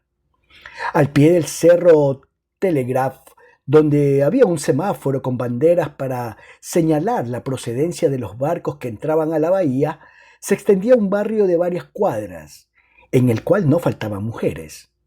Era la zona roja, controlada por los rufianes de Australia, Tasmania y Nueva Zelanda. Tao Chien había oído de ellos y sabía que no era un lugar donde un chino pudiera aventurarse solo después de la puesta del sol. Atisbando las tiendas vio que el comercio ofrecía los mismos productos que había visto en Londres. Todo llegaba por mar, incluso un cargamento de gatos para combatir las ratas, que se vendieron uno a uno como artículos de lujo. El bosque de mástiles de los barcos abandonados en la bahía estaba reducido a una 10ª parte, porque muchos habían sido hundidos para rellenar el terreno y construir encima, o estaban convertidos en hoteles, bodegas, cárceles y hasta un asilo para locos, donde iban a morir los infortunados que se perdían en los delirios irremediables del alcohol. Hacía mucha falta, porque antes ataban a los lunáticos a los árboles. Tao Chien se dirigió al barrio chino y comprobó que los rumores eran ciertos. Sus compatriotas habían construido una ciudad completa en el corazón de San Francisco, donde se hablaba mandarín y cantonés. Los avisos estaban escritos en chino y solo chinos había por todas partes. La ilusión de encontrarse en el celeste imperio era perfecta. Se instaló en un hotel decente y se dispuso a practicar su oficio de médico por el tiempo necesario para juntar algo más de dinero porque tenía un largo viaje por delante. Sin embargo, algo ocurrió que echaría por tierra sus planes y lo retendría en esa ciudad. Mi karma no era encontrar paz en un monasterio de las montañas, como a veces soñé, sino pelear una guerra sin tregua y sin fin. Concluyó muchos años más tarde, cuando pudo mirar su pasado y ver con claridad los caminos recorridos y los que le faltaban por recorrer.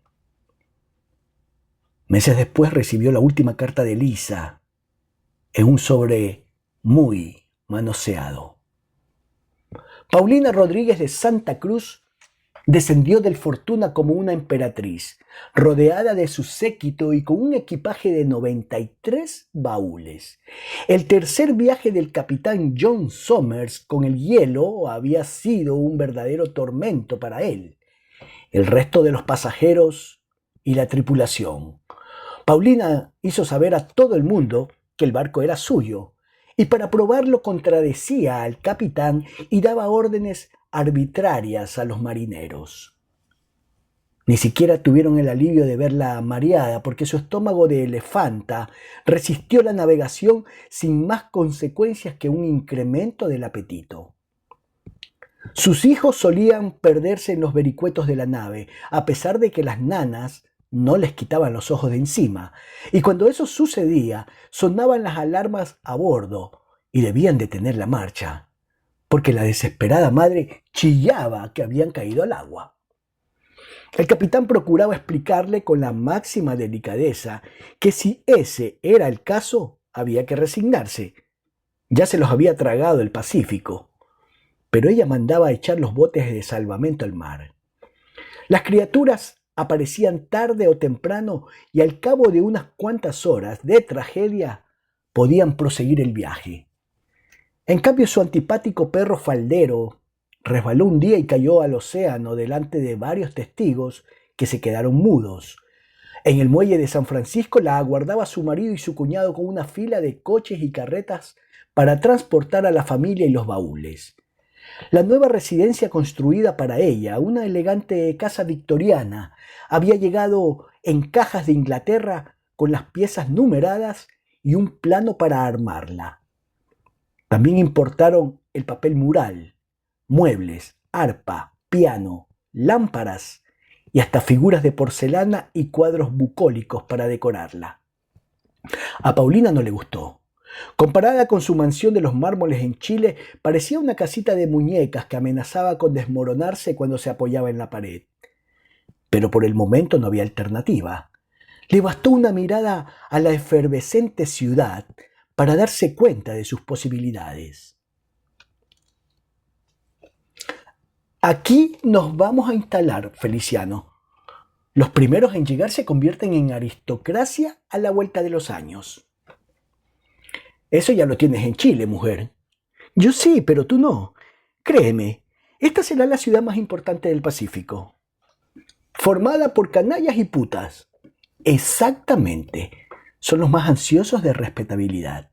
No habrá nadie más respetable que la familia Cross. Lástima que los gringos no puedan pronunciar tu verdadero apellido. Cross. Es nombre de fabricante de quesos. Pero en fin, supongo que no se puede tener todo. El capitán John Somers se dirigió al mejor restaurante de la ciudad, dispuesto a comer y beber bien para olvidar las 5 semanas en compañía de esa mujer. Traía varios cajones con las nuevas ediciones ilustradas de libros eróticos. El éxito de los anteriores había sido estupendo y esperaba que su hermana Rose recuperara el ánimo para la escritura. Desde la desaparición de Elisa, se había sumido en la tristeza y no había vuelto a coger la pluma. También a él le había cambiado el humor. «Me estoy poniendo viejo, carajo», decía, al sorprenderse perdido en nostalgias inútiles. No había tenido tiempo de gozar a esa hija suya, de llevársela a Inglaterra como había planeado. Tampoco alcanzó a decirle que era su padre. Estaba harto de engaños y misterios. Ese negocio de los libros era otro de los secretos familiares. 15 años antes, cuando su hermana le confesó que a espaldas de Jeremy escribía impúdicas historias para no morirse de aburrimiento, se le ocurrió publicarlas en Londres, donde el mercado del erotismo había prosperado, junto con la prostitución y los clubes de flagelantes, a medida que se imponía la rígida moral victoriana. En una remota provincia de Chile, sentada ante un coqueto escritorio de madera rubia, sin más fuente de inspiración que los recuerdos 1000 veces aumentados y perfeccionados de un único amor, su hermana producía novela tras novela, firmadas por una dama anónima. Nadie creía que esas ardientes historias, algunas con un toque evocativo del Marqués de Sade, ya clásicas en su género, fueran escritas por una mujer. A él le tocaba la tarea de llevar los manuscritos al editor, vigilar las cuentas, cobrar las ganancias y depositarlas en un banco en Londres para su hermana. Era su manera de pagarle el favor inmenso que le había hecho al recoger a su hija y callarse la boca. Elisa no podía recordar a la madre. Si bien de ella debió heredar sus rasgos físicos, de él tenía sin duda el ímpetu por la aventura. ¿Dónde estaría? ¿Con quién? Rose insistía en que había partido a California tras un amante, pero mientras más tiempo pasaba, menos lo creía. Su amiga, Jacob Todd Fremont, ahora, que había hecho de la búsqueda de Elisa una misión personal, aseguraba que nunca pisó San Francisco. Fremont se encontró con el capitán para cenar y luego lo invitó a un espectáculo frívolo en uno de los garitos de baile de la zona roja. Le contó que A Toy, la china que habían vislumbrado por unos agujeros en la pared, tenía ahora una cadena de burdeles y un salón muy elegante, donde se ofrecían las mejores chicas orientales, algunas de apenas 11 años, entrenadas para satisfacer todos los caprichos, pero no era allí donde irían, sino a ver las danzarinas de un harén de Turquía, dijo. Poco después fumaban y bebían en un edificio de 2 pisos decorado con mesones de mármol, bronces pulidos y cuadros de ninfas mitológicas perseguidas por faunos. Mujeres de varias razas atendían a la clientela, servían licor y manejaban las mesas de juego bajo la mirada vigilante de chulos armados y vestidos con estridente afectación. A ambos costados del salón principal, en recintos privados, se apostaba fuerte.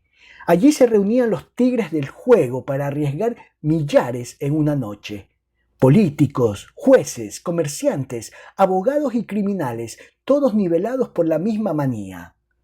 El espectáculo oriental resultó un fiasco para el capitán, quien había visto la auténtica danza del vientre en Istambul, y adivinó que esas torpes muchachas seguramente pertenecían a la última partida de pindongas de Chicago, recién arribadas a la ciudad.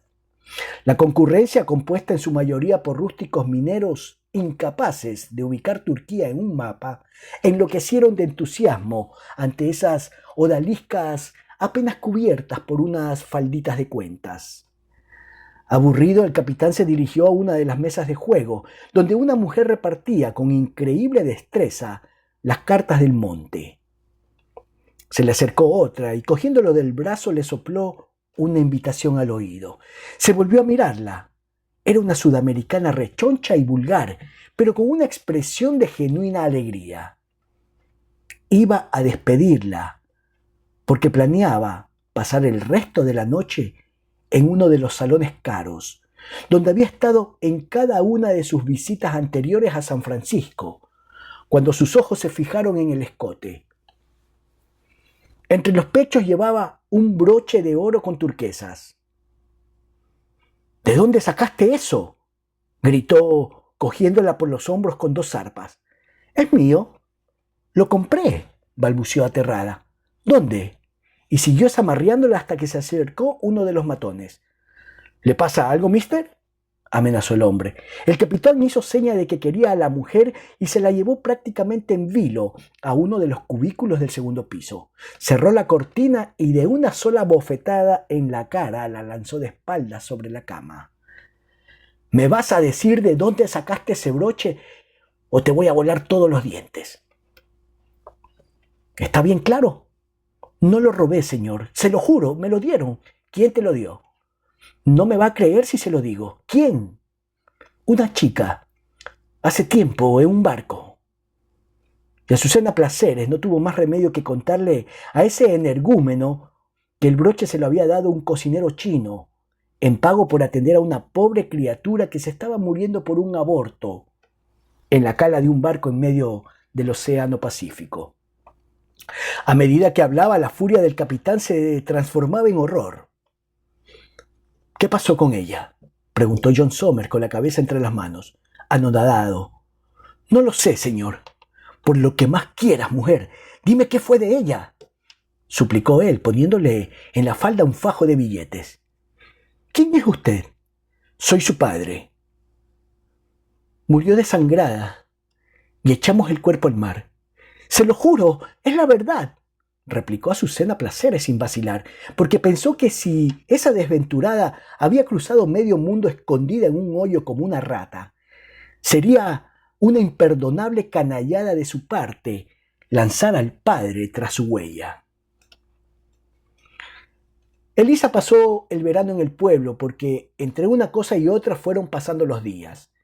Primero a Babalú, el malo, le dio un ataque fulminante de disentería que produjo pánico porque la epidemia se suponía controlada. Desde hacía meses no había casos que lamentar, salvo el fallecimiento de un niño de 2 años, la primera criatura que nacía y moría en ese lugar de paso para advenedizos y aventureros. Ese chico puso un sello de autenticidad al pueblo. Ya no era un campamento alucinado con una horca como único derecho a figurar en los mapas. Ahora contaba con un cementerio cristiano y la pequeña tumba de alguien cuya vida había transcurrido allí. Mientras el galpón estuvo convertido en hospital, se salvaron milagrosamente de la peste, porque Joe no creía en contagios. Decía que todo es cuestión de suerte. El mundo está lleno de pestes. Unos las agarran y otros no. Por lo mismo no tomaba precauciones, se dio el lujo de ignorar las advertencias de sentido común del médico y solo a regañadientes hervía a veces el agua de beber. Al trasladarse a una casa hecha y derecha, todos se sintieron seguros. Si no se habían enfermado antes, menos sucedería ahora. A los pocos días de caer, Babalú les tocó a la rompehuesos las chicas de Missouri y la bella mexicana.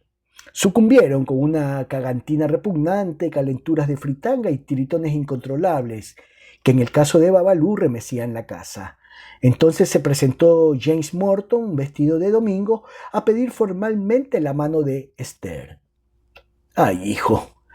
¿No podías haber elegido un peor momento?, suspiró la rompehuesos, pero estaba demasiado enferma para oponerse y dio su consentimiento entre lamentos. Esther repartió sus cosas entre sus compañeras porque nada quiso llevar a su nueva vida, y se casó ese mismo día, sin muchas formalidades, escoltada por Tonsin Tribu y Elisa, los únicos sanos de la compañía. Una doble fila de sus antiguos clientes se formó a ambos lados de la calle cuando pasó la pareja, disparando tiros al aire y vitoreándolos.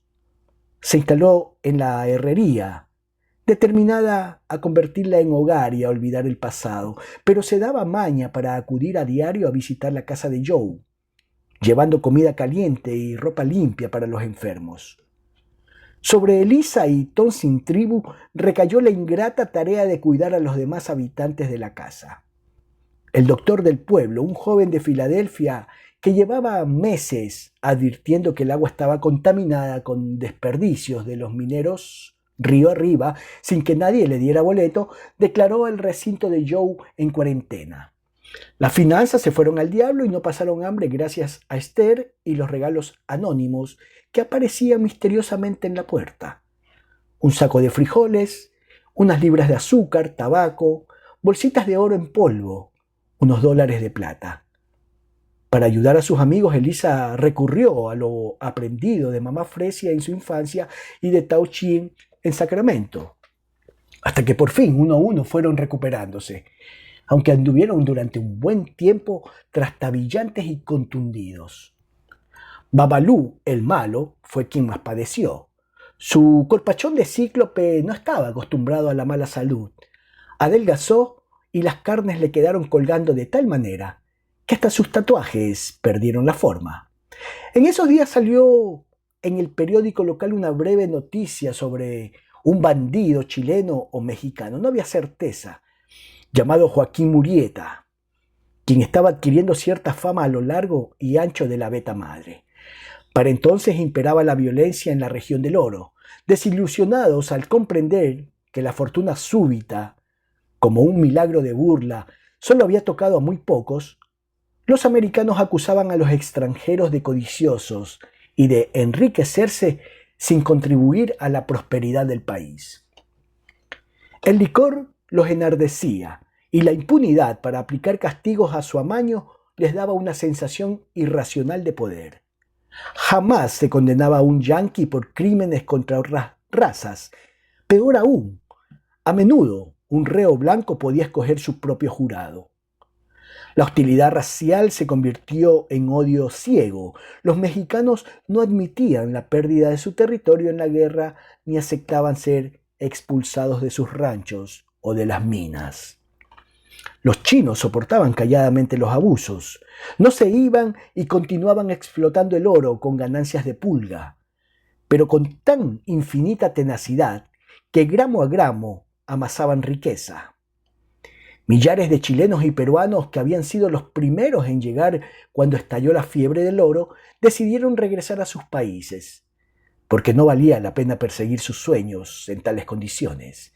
Ese año, 1850, la legislatura de California aprobó un impuesto a la minería, diseñado para proteger a los blancos.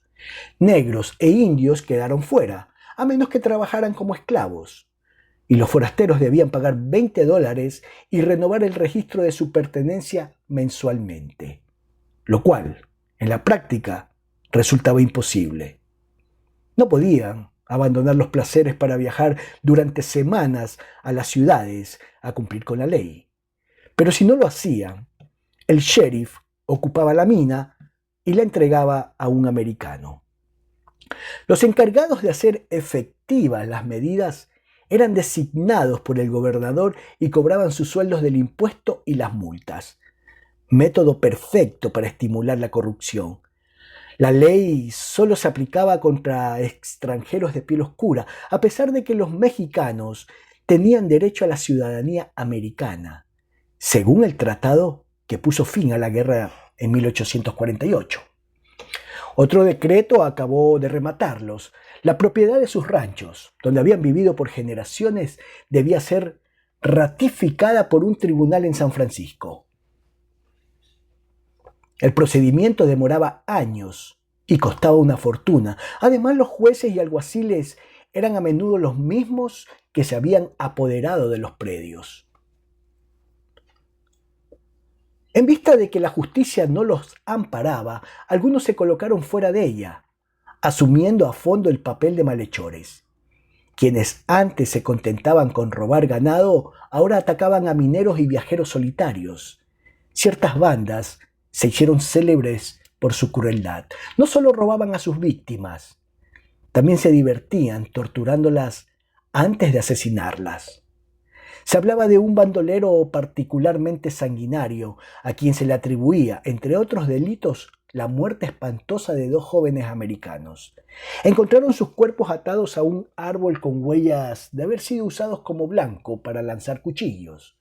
También les habían cortado la lengua, reventado los ojos y arrancado la piel antes de abandonarlos vivos para que murieran lentamente. Llamaban al criminal Jack 3 Dedos y se decía que era la mano derecha de Joaquín Murieta.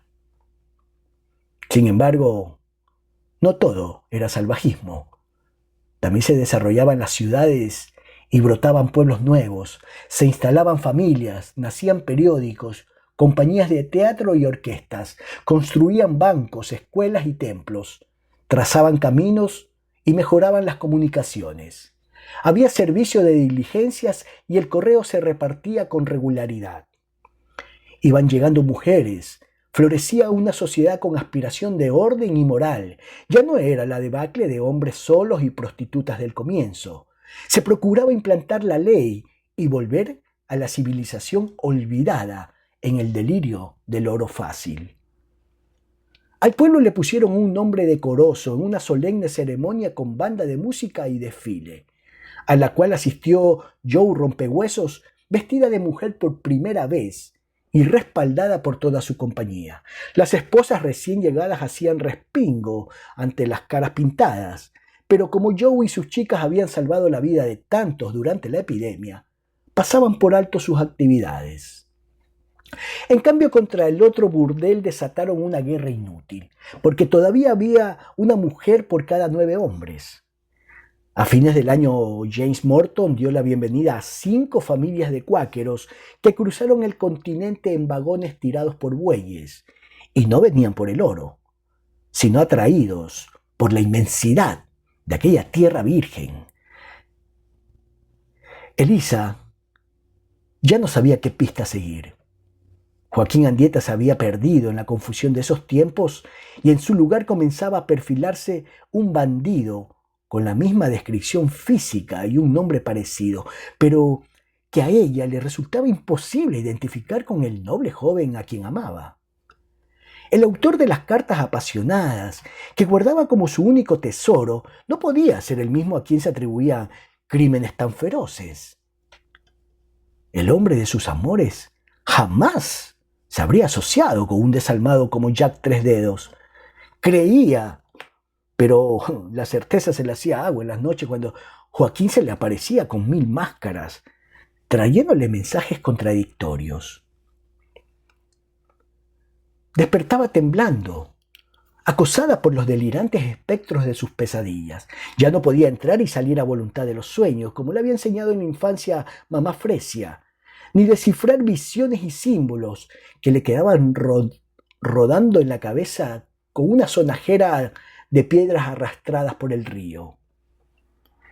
Escribía incansable en su diario con la esperanza de que al hacerlo las imágenes adquirieran algún significado. Releía las cartas de amor letra a letra, buscando signos aclaratorios. Pero el resultado era solo más perplejidad. Esas cartas constituían la única prueba de la existencia de su amante, y se aferraba a ellas para no trastornarse por completo. La tentación de sumergirse en la apatía, como una forma de escapar al tormento de seguir buscando, solía ser irresistible. Dudaba de todo, de los abrazos en el cuarto de los armarios, de los meses enterrada en la bodega del barco, del niño que se le fue en sangre. Fueron tantos los problemas financieros provocados por el casamiento de Esther con el herrero, que privó a la compañía de 1/4 de sus ingresos de un solo golpe, y por las semanas que pasaron los demás, postrados por la disentería, que Joe estuvo a punto de perder la casita, pero la idea de ver a sus palomas trabajando para la competencia le daba ínfulas para seguir luchando contra la adversidad. Habían pasado por el infierno y ella no podía empujarlas de vuelta a esa vida, porque muy a pesar suyo, les había tomado cariño. Siempre se había considerado un grave error de Dios, un hombre metido a la fuerza en un cuerpo de mujer. Por lo mismo, no entendía esa especie de instinto maternal que le había brotado cuando menos le convenía. Cuidaba a Tonsin Tribu celosamente, pero le gustaba señalar que lo hacía como un sargento. Nada de mimos, no estaban en su carácter, y además el niño debía hacerse fuerte como sus antepasados. Los melindres solo servían para jorobar la virilidad. Advertía a Elisa cuando la encontraba con el chiquillo en los brazos, contándole cuentos chilenos. Esa ternura nueva por sus palomas resultaba un serio inconveniente, y para colmo, Ellas se daban cuenta y habían empezado a llamarla madre. El apodo le reventaba, se los había prohibido, pero no le hacían caso. Tenemos una relación comercial, carajo. No puedo ser más clara. Mientras trabajen tendrán ingresos, techo, comida y protección, pero el día que se enfermen, que se me pongan flojas o les hagan arrugas y canas, adiós. Nada más fácil que reemplazarlas. El mundo está lleno de mujerzuelas. Mascullaba. Y entonces de repente llegaba a enredarle la existencia a ese sentimiento dulzón que ninguna alcahueta en su sano juicio podía permitirse. Estas vainas te pasan por ser buena gente, se burlaba Babalú el malo. Y así era. Porque mientras ella había gastado un tiempo precioso cuidando enfermos que ni siquiera conocía de nombre, la otra madame del pueblo no admitió a nadie con la peste cerca de su local. Joe estaba cada vez más pobre, mientras la otra había engordado, tenía el pelo teñido de rubio y un amante ruso 10 años más joven, con músculos de atleta y un diamante incrustado en un diente. Había ampliado el negocio y los fines de semana los mineros se alineaban ante su puerta con el dinero en una mano y el sombrero en la otra. Pues ninguna mujer, por muy bajo que hubiera descendido, toleraba el sombrero puesto. Definitivamente no había futuro en esa profesión, sostenía Joe. La ley no las amparaba, Dios las había olvidado y por delante solo se vislumbraba vejez, pobreza y soledad.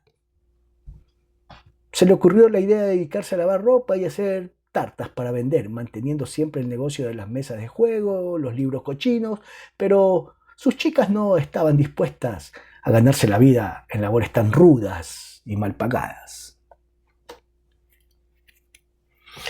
Este es un oficio de mierda, niñas. Cásense, estudien para maestras, hagan algo con sus vidas y no me jodan más. Suspiraba tristemente. También Balalú, el malo, estaba cansado de hacer de chulo y guardaespaldas. La vida sedentaria lo aburría y la rompehuesos había cambiado tanto que poco sentido tenía seguir trabajando juntos. Si ella había perdido entusiasmo por la profesión, ¿qué le quedaba a él? En los momentos desesperados confiaba en el chilenito y los dos se entretenían haciendo planes fantásticos para emanciparse. Iban a montar un espectáculo ambulante. Hablaban de comprar un oso y entrenarlo en el boxeo para ir de pueblo en pueblo desafiando a los bravos a batirse a puñetas con el animal. Babalú andaba tras la aventura y Elisa pensaba que era un buen pretexto para viajar acompañada en busca de Joaquín Andieta. Fuera de cocinar y tocar el piano no había mucha actividad donde la rompehuesos. También a ella el ocio la ponía de mal humor. Deseaba recuperar la libertad inmensa de los caminos, pero se había encariñado con esa gente y la idea de separarse de Tom sin tribu le partía el corazón. El niño ya leía de corrido y escribía aplicadamente, porque Elisa lo había convencido de que cuando creciera debía estudiar para abogado y defender los derechos de los indios, en vez de vengar a los muertos a balazos, como pretendía Joe.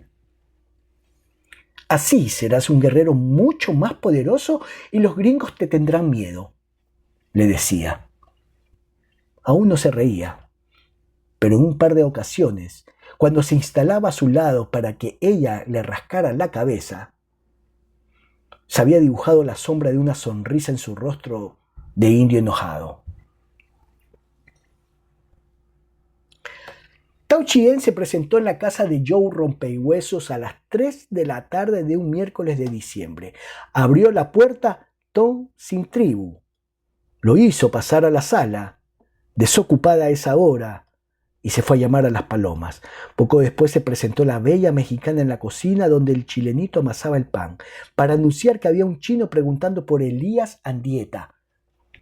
Pero ella estaba tan distraída con el trabajo y el recuerdo de los sueños de la noche anterior, donde se confundían mesas de lotería y ojos reventados, que no le prestó atención. «Te digo que hay un chino esperándote», repitió la mexicana. Entonces el corazón de Elisa dio una patada de mula en su pecho. «¡Tao!», gritó y salió corriendo. Pero al entrar a la sala se encontró frente a un hombre tan diferente que tardó unos segundos en reconocer a su amigo. Ya no tenía su coleta, llevaba el pelo corto, engominado y peinado hacia atrás. Usaba unos lentes redondos con marco metálico, traje oscuro con levita, chaleco de 3 botones y pantalones aflautados. En un brazo sostenía un abrigo y un paraguas, en la otra mano un sombrero de copa. «Dios mío, Tao, ¿qué te pasó?» «En América hay que vestirse como los americanos», sonrió él.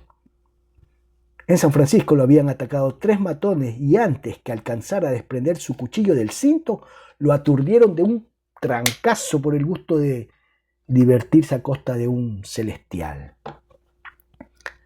Al despercudirse, se encontró tirado en un callejón embadurnado de inmundicias, con su coleta mochada y envuelta en torno al cuello.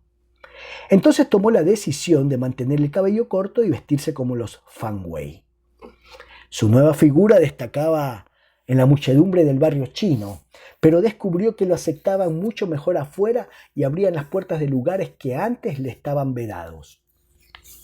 Era posiblemente el único chino con tal aspecto en la ciudad.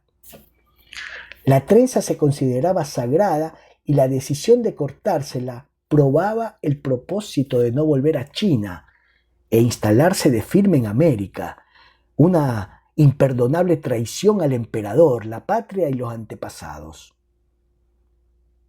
Sin embargo, su traje y su peinado también causaban cierta maravilla, pues indicaban que tenía acceso al mundo de los americanos. Elisa no podía quitarle los ojos de encima, era un desconocido con quien tendría que volver a familiarizarse desde un principio. Tao Chien se inclinó varias veces en su saludo habitual y ella no se atrevió a obedecer el impulso de abrazar lo que le quemaba la piel. Había dormido lado a lado con él muchas veces, pero jamás se habían tocado sin la excusa del sueño. «Creo que me gustabas más cuando eras chino de arriba abajo, Tao.